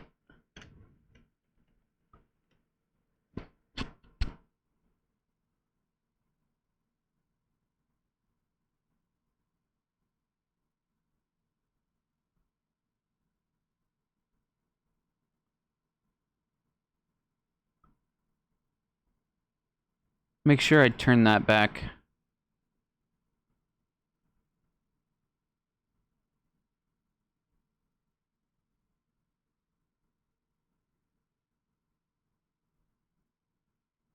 Can we get your dad's keys? We could steal them, but he lost them 2 days ago.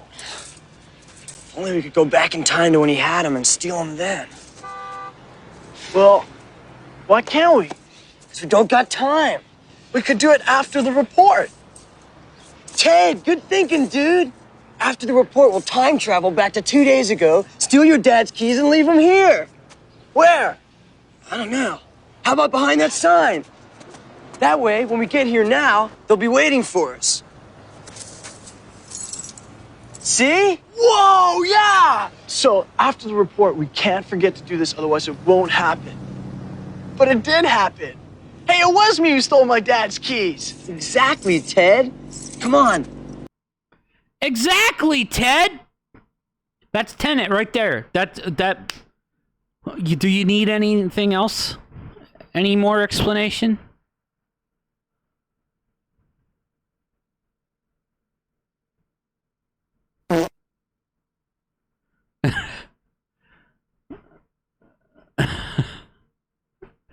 Shut the fuck up, Dave.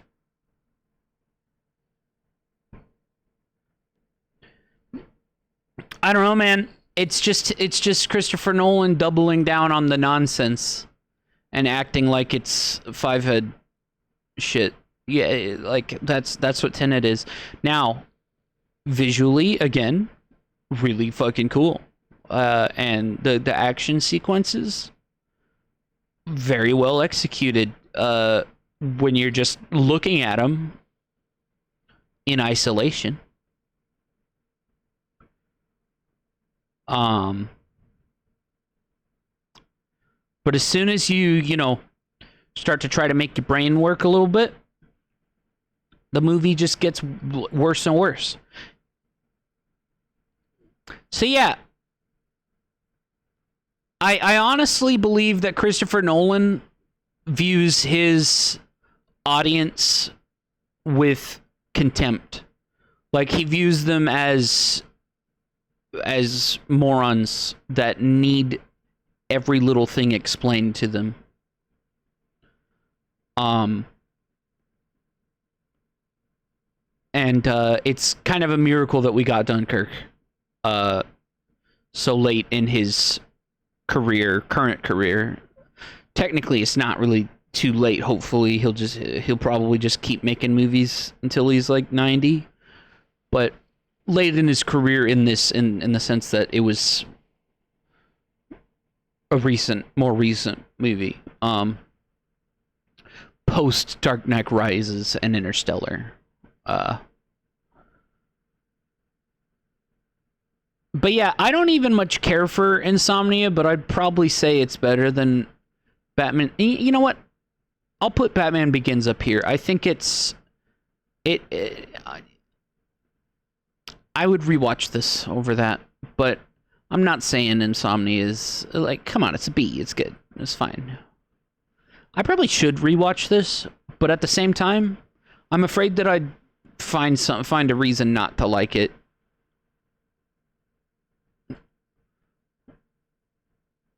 I don't know. That's just how his movies are. Dunkirk is the only one that every time I've seen it, it has never gotten worse. However,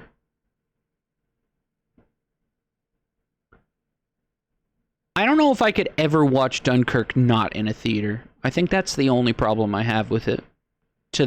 Mainly. I saw it 6 times in IMAX, 70mm film, but and I bought it on Blu-ray, but I think it's still in its like plastic wrap, bro. Like, I haven't opened that shit, and I honestly don't want to. First off, it's in a different aspect ratio, the Blu-ray, I think. I could be wrong, but I think it is.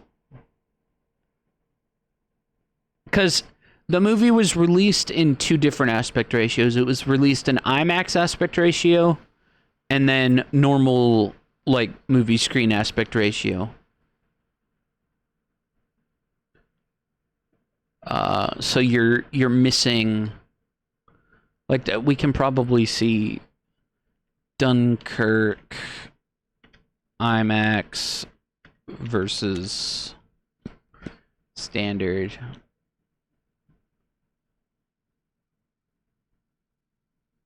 Yeah, look. The movie was shot for this, but this is what you're seeing. What the fuck? You're missing the vignette in certain scenes. That's fucking crazy. Hey, what's up, Carl?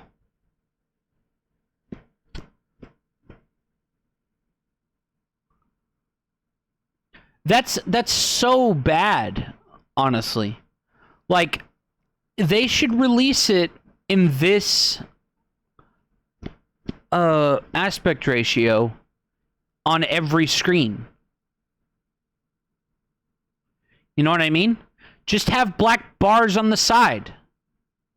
What's wrong with that? What the fuck is wrong with that? This is a sin, I think. This is bullshit. Like, what if you, like, looked at, like, Mona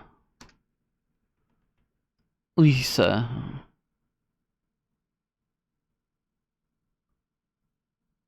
Yeah, here, look. What if you looked at the Mona Lisa, but it was just this? And it's like, hey, that's the Mona Lisa. There you go. That's fucked up, dude. You gotta see that sweet cleavage, dude. You'd rather not see it? What? Come on, it's a good painting. What? I just thought of a painting. I think it's a fine painting. Like, sure, it's probably really mostly noteworthy because of who painted it. It's not about whether you could do it, Dave, or I could do it with whatever. It's about what it is. If you don't like it, that's fine. But I don't think that you saying that painting isn't good because it's hard to do. Right?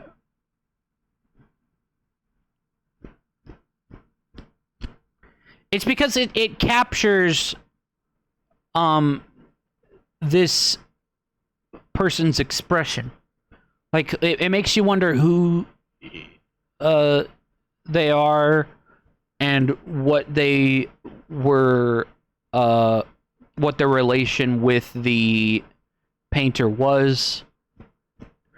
And it's you can see how this is not her. This is the painter's interpretation of her.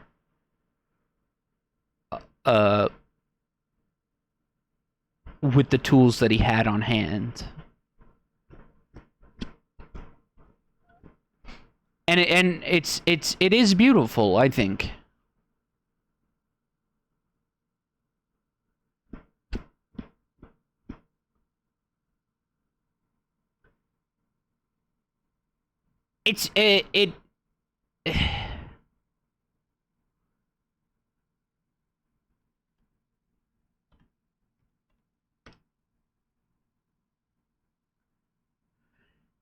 I don't know. That's the thing, to read, like, especially old fucking paintings. It's a 520-year-old painting, bro. It's like, what do you guys think of this painting?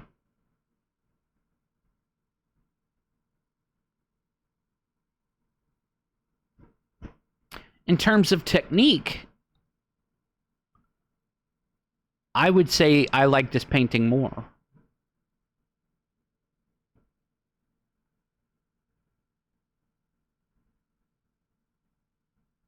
Right? This one is kind of on the same level of Mona Lisa in that it's in the painting world, at least. Okay, but why is it good, Zep? Why is this painting good?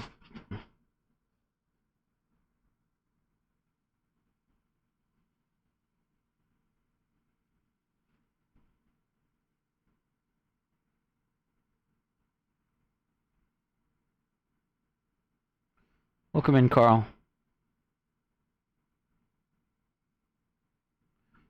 Oh, true, yeah.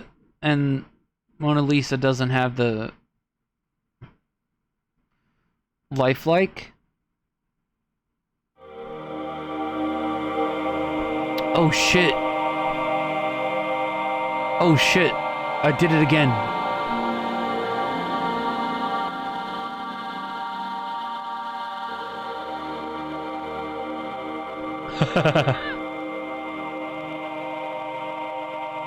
Is it lifelike though? Is it any more lifelike than the Mona Lisa?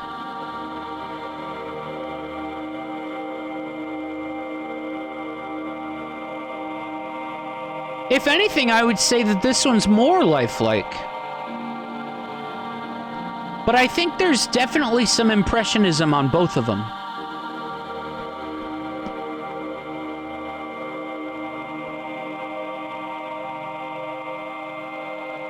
Da Vinci?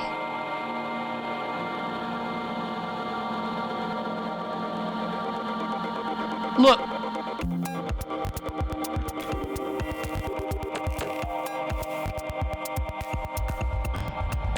I forget the name of the fucking painting. This one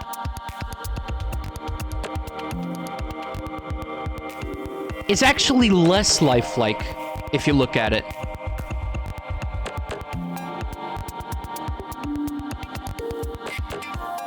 No, I don't think it's just because it's old. True, Carl. If you look at, but look, if you look at this, this doesn't look like realist fabric. This isn't realist. the painting technique. This is, you can definitely see the impasto and the damn, look at this one. Oh shit. Oh shit. Oh shit, Dave. Oh man. How'd you sleep, Carl? See, here's the thing, Zep. I don't think that something being realistic is what makes something good.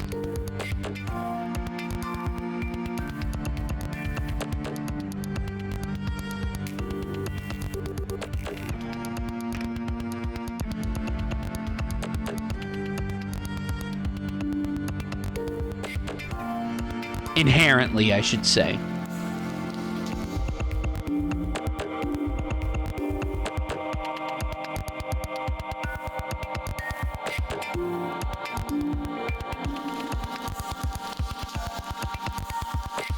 And it's not just beauty that makes art good either.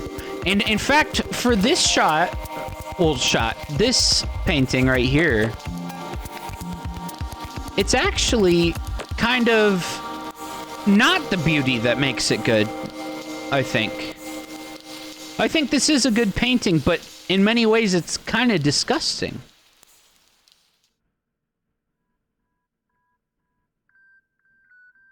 Pretty epic.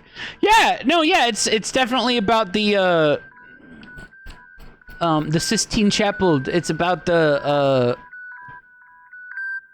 I mean, that's just part of the Sistine Chapel's ceiling, but it's the size and scope of it is part of it, for sure. But do you see what I mean? How this one's just like dirty, grimy, and dark in some places, and just nasty. And the color scheme, like, it has this brightness in the forefront, but everyone looks like sickly, almost. And it almost feels like they're just like searching for food. Right? It's kind of telling a story of like almost like poverty. Like their material conditions are not sustainable.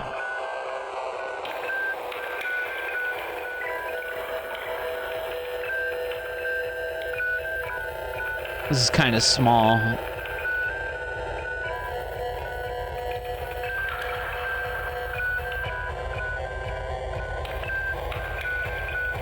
Now this is something that I think you can see, might like that.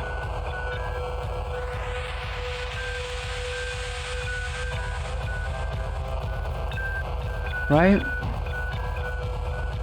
Very soft and fair skin.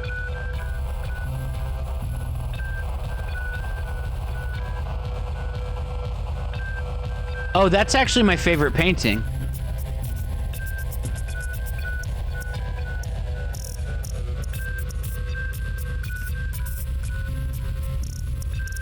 Why do you think it's amazing?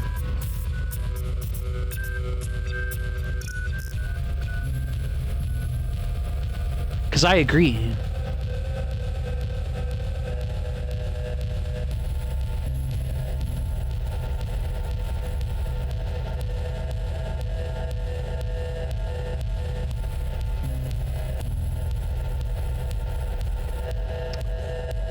Unironically, I feel like I've felt like this man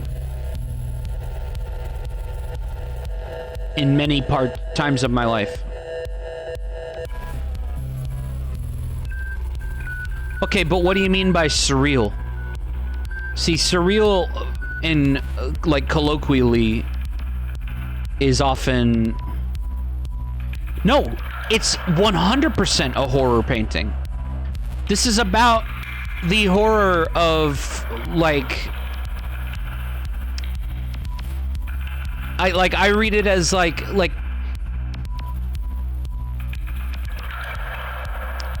I mean, existence in a way, because really, like, look, these two peeps, they're just kind of chilling. The sky is beautiful. You know, for the most part, it doesn't seem like there's really anything off, except for how this guy is feeling. Right?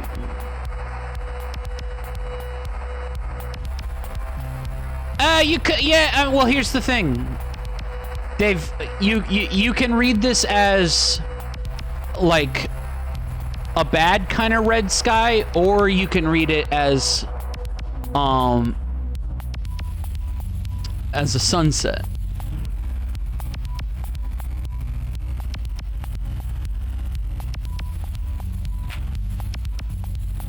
It could be either.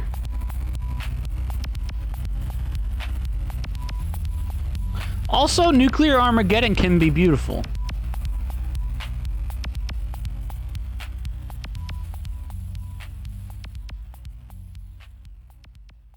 I kind of read it as a sunset,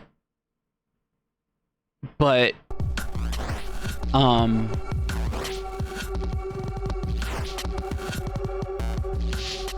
like I kind of read it as like a nice day out at on the catwalk thing, coming to an end, and then he realizes that it's Sunday night. He starts work in the morning.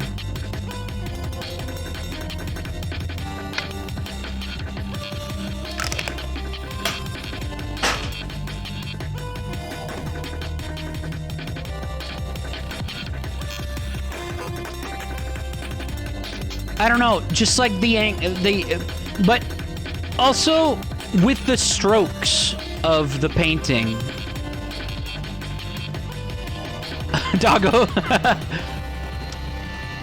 With the strokes of the painting, it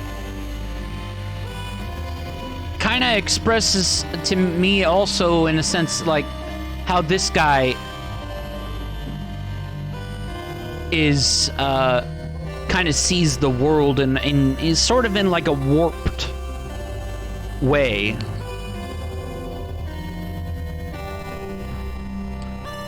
That maybe he doesn't fully understand, and that like that non-understanding is like, yeah, it's confusion. Yeah, my buzz.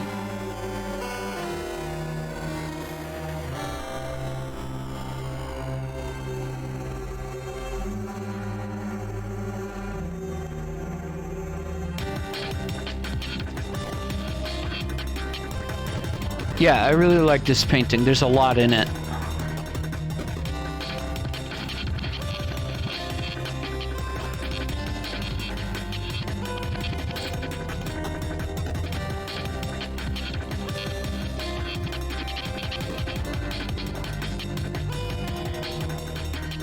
Of course, we got this. This is my favorite painter.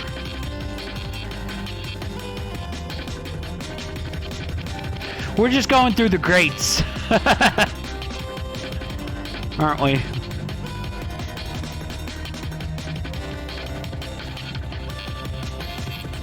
Yeah, that's a really good one. Is that for sure?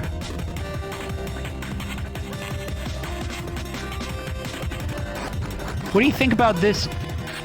Is that? In a sense, there is some realism to this, but it's surreal.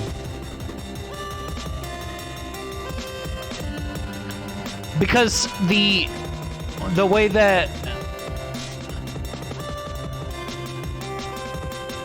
the fact that everything looks real but clearly isn't because of the well, they're melting. This is a face that's like cloth or something. And then the is that a lake, or does just the ground just not exist here? What's going on?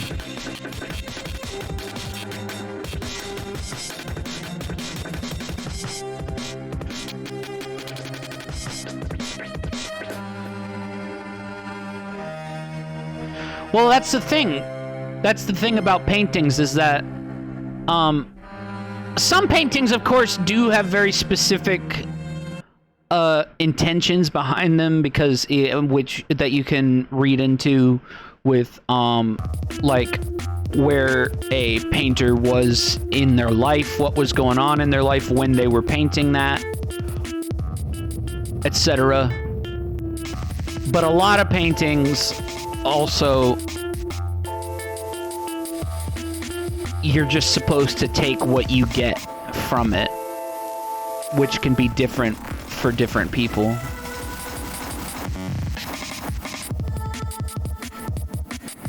La la la la la la la.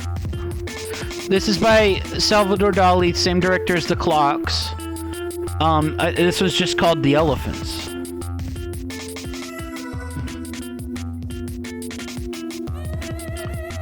They're elephants with really long legs, almost like spider legs.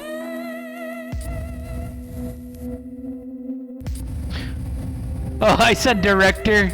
Sorry, same painter.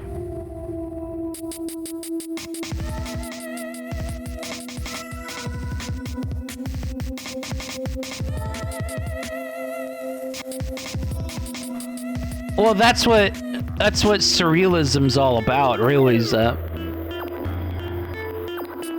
it looks cool because it looks weird.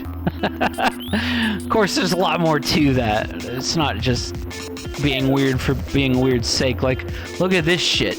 This is a classic. This is being cut off, though. Here.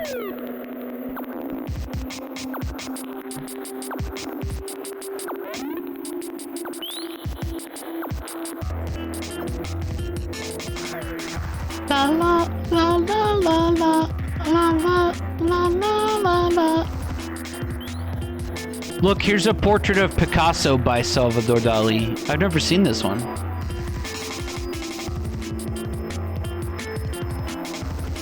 What do you think about that?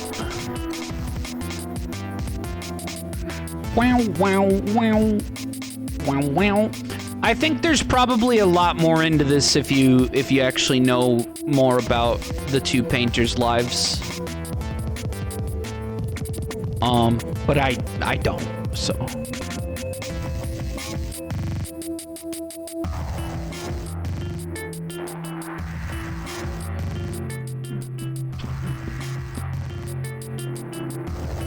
Welcome in, Flu. We're just looking at art. Oh, this is kind of the one that you're talking about. Not. It's not actually. Here. Van Gogh.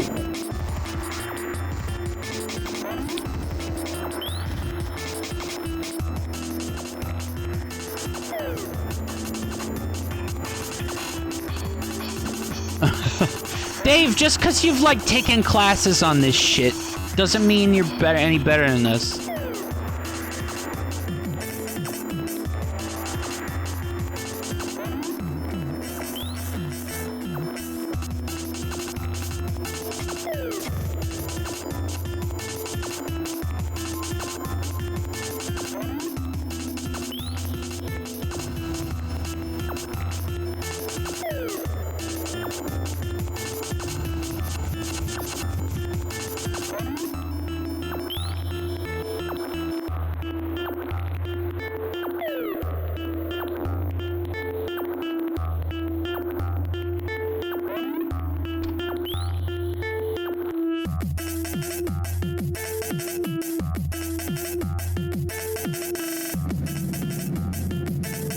Mother of pearl clouds?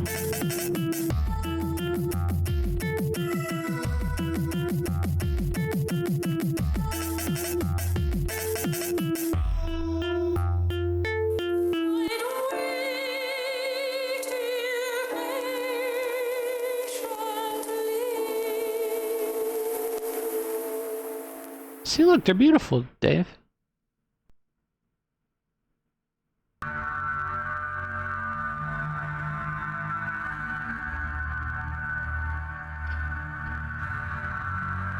Like, look, yeah.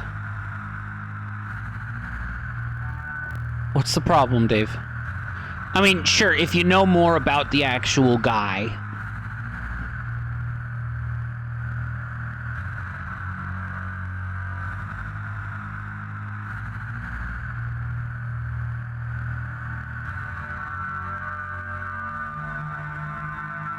Okay.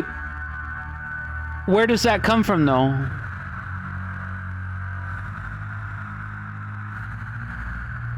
See, look, it just says it's been suggested. Oh, it says it right here.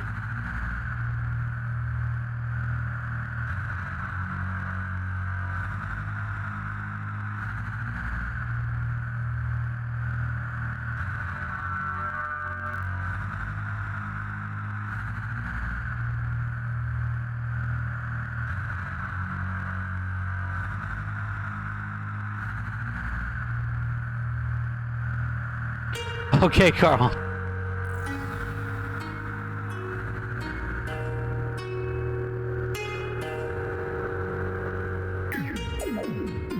Look at this shit.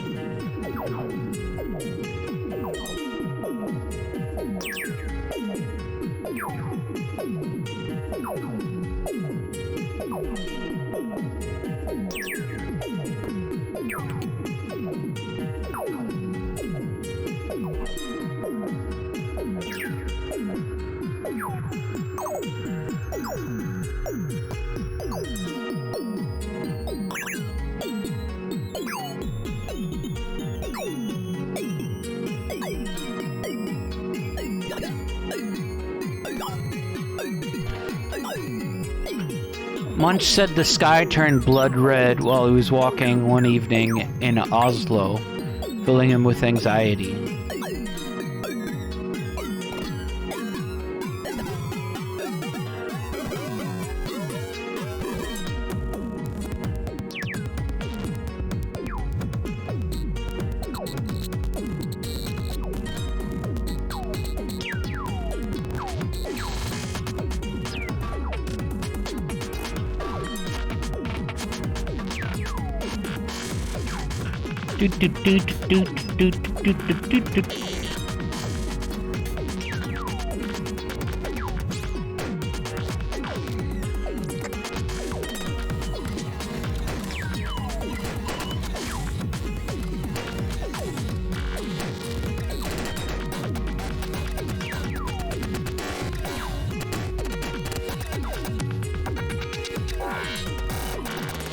What is this place?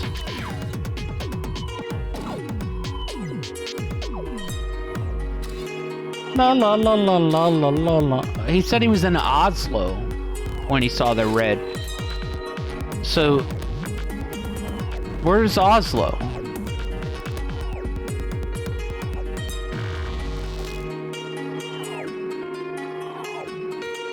Capital of Norway. Where the fuck is this goddamn fucking place?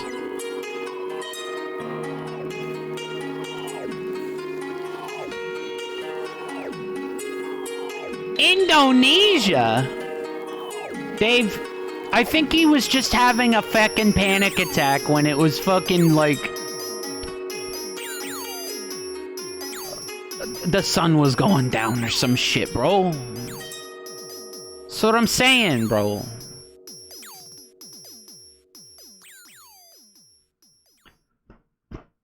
Yeah, I know it gets around, but, like, the night sky turns red, like, every night. In some... yeah. I'm pretty sure Munch had, like, some fucking anxiety problems, bro.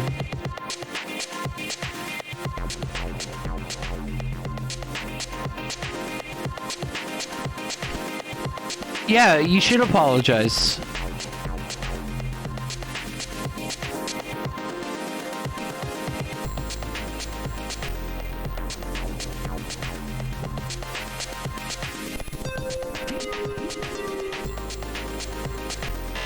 No, I'm not saying that.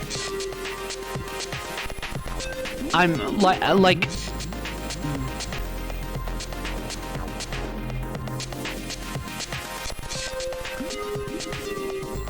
don't know why I chose images.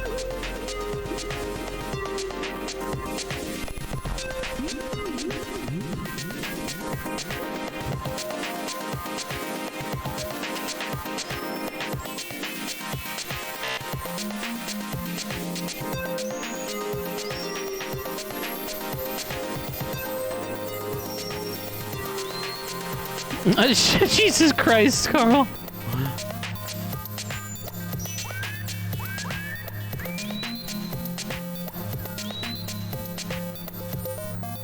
He just had an extremely profound, like, anxiety attack.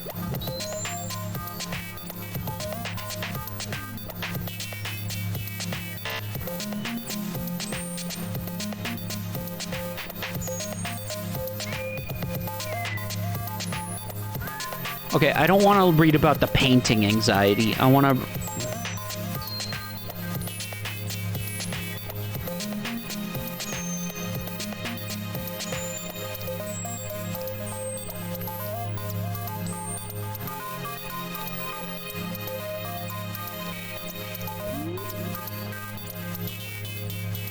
I hit caps lock.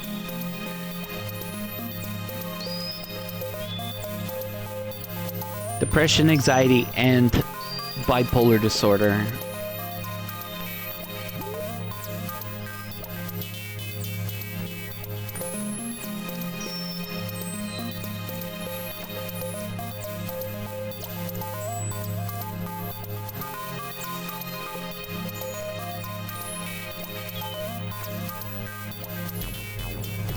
I think that's... I don't think that there actually is truth to that. I think it's...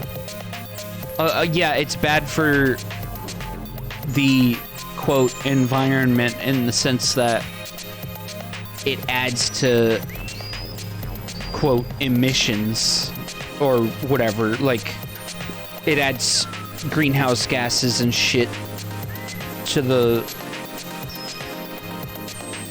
air, and, like, also the ash and shit fucks with air quality for breathing and shit, but over all of human time, human activity, I don't think... I think that's nonsense. I think that some, like the term was like...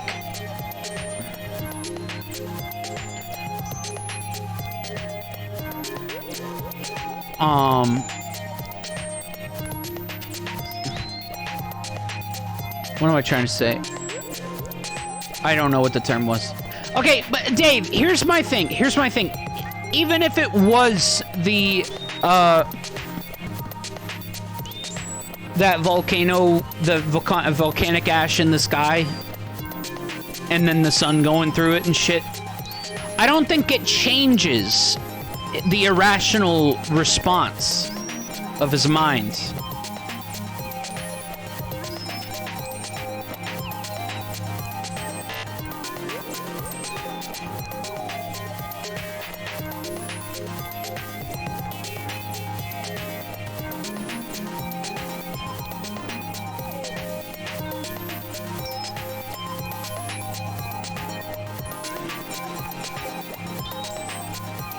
What, you want me to read this?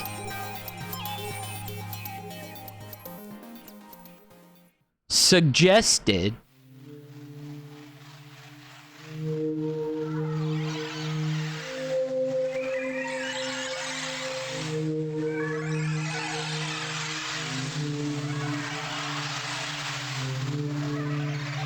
What other sources? All these sources have sources in them. Just, what do you want me to click?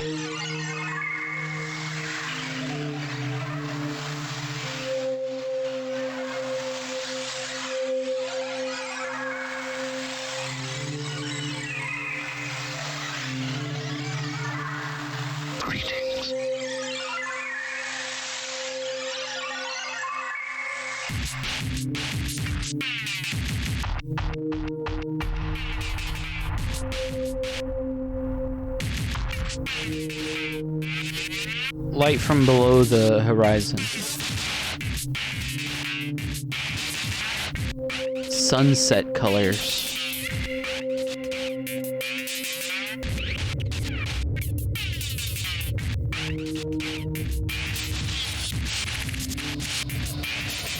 Volcanic sunsets.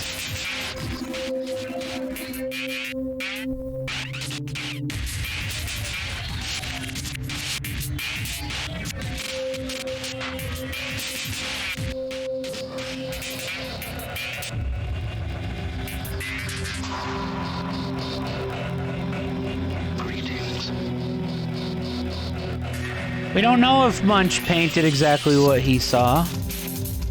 He could have been influenced by the sunset with the Krakatau, and the Narcissus clouds and combined them. Look, I'm not even denying what you're saying, Dave.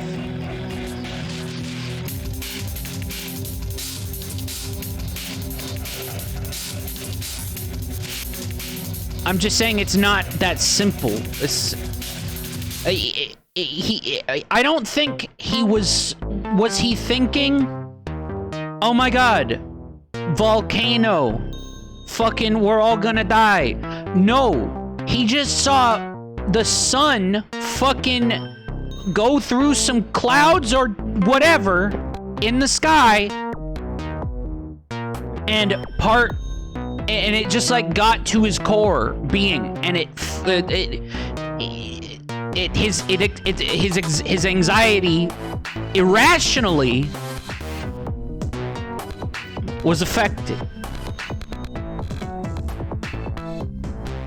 Like that was my reading of the fucking thing. You know what? This shit, the Krakatoa sunset, I bet this is fucking beautiful to look at.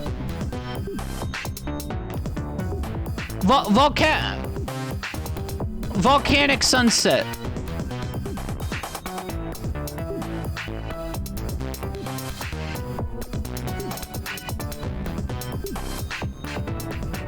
Look at this shit. This shit is beautiful.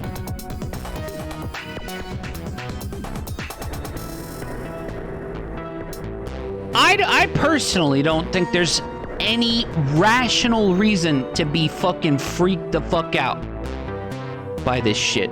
Maybe back in the day, maybe some people thought it was fucking God or some shit. I don't fucking know. I'm not saying that was what Munch thought. I'm just saying this is beautiful.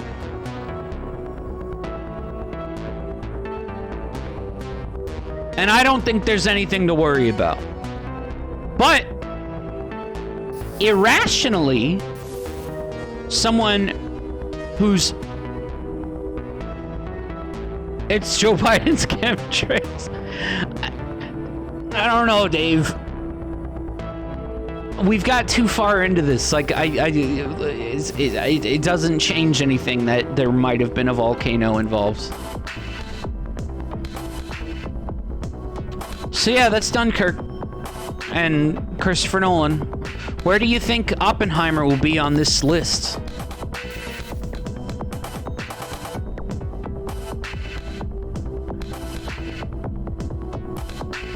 I'm too I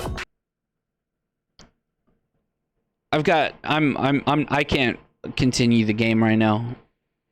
I've got to like eat. Unfortunately,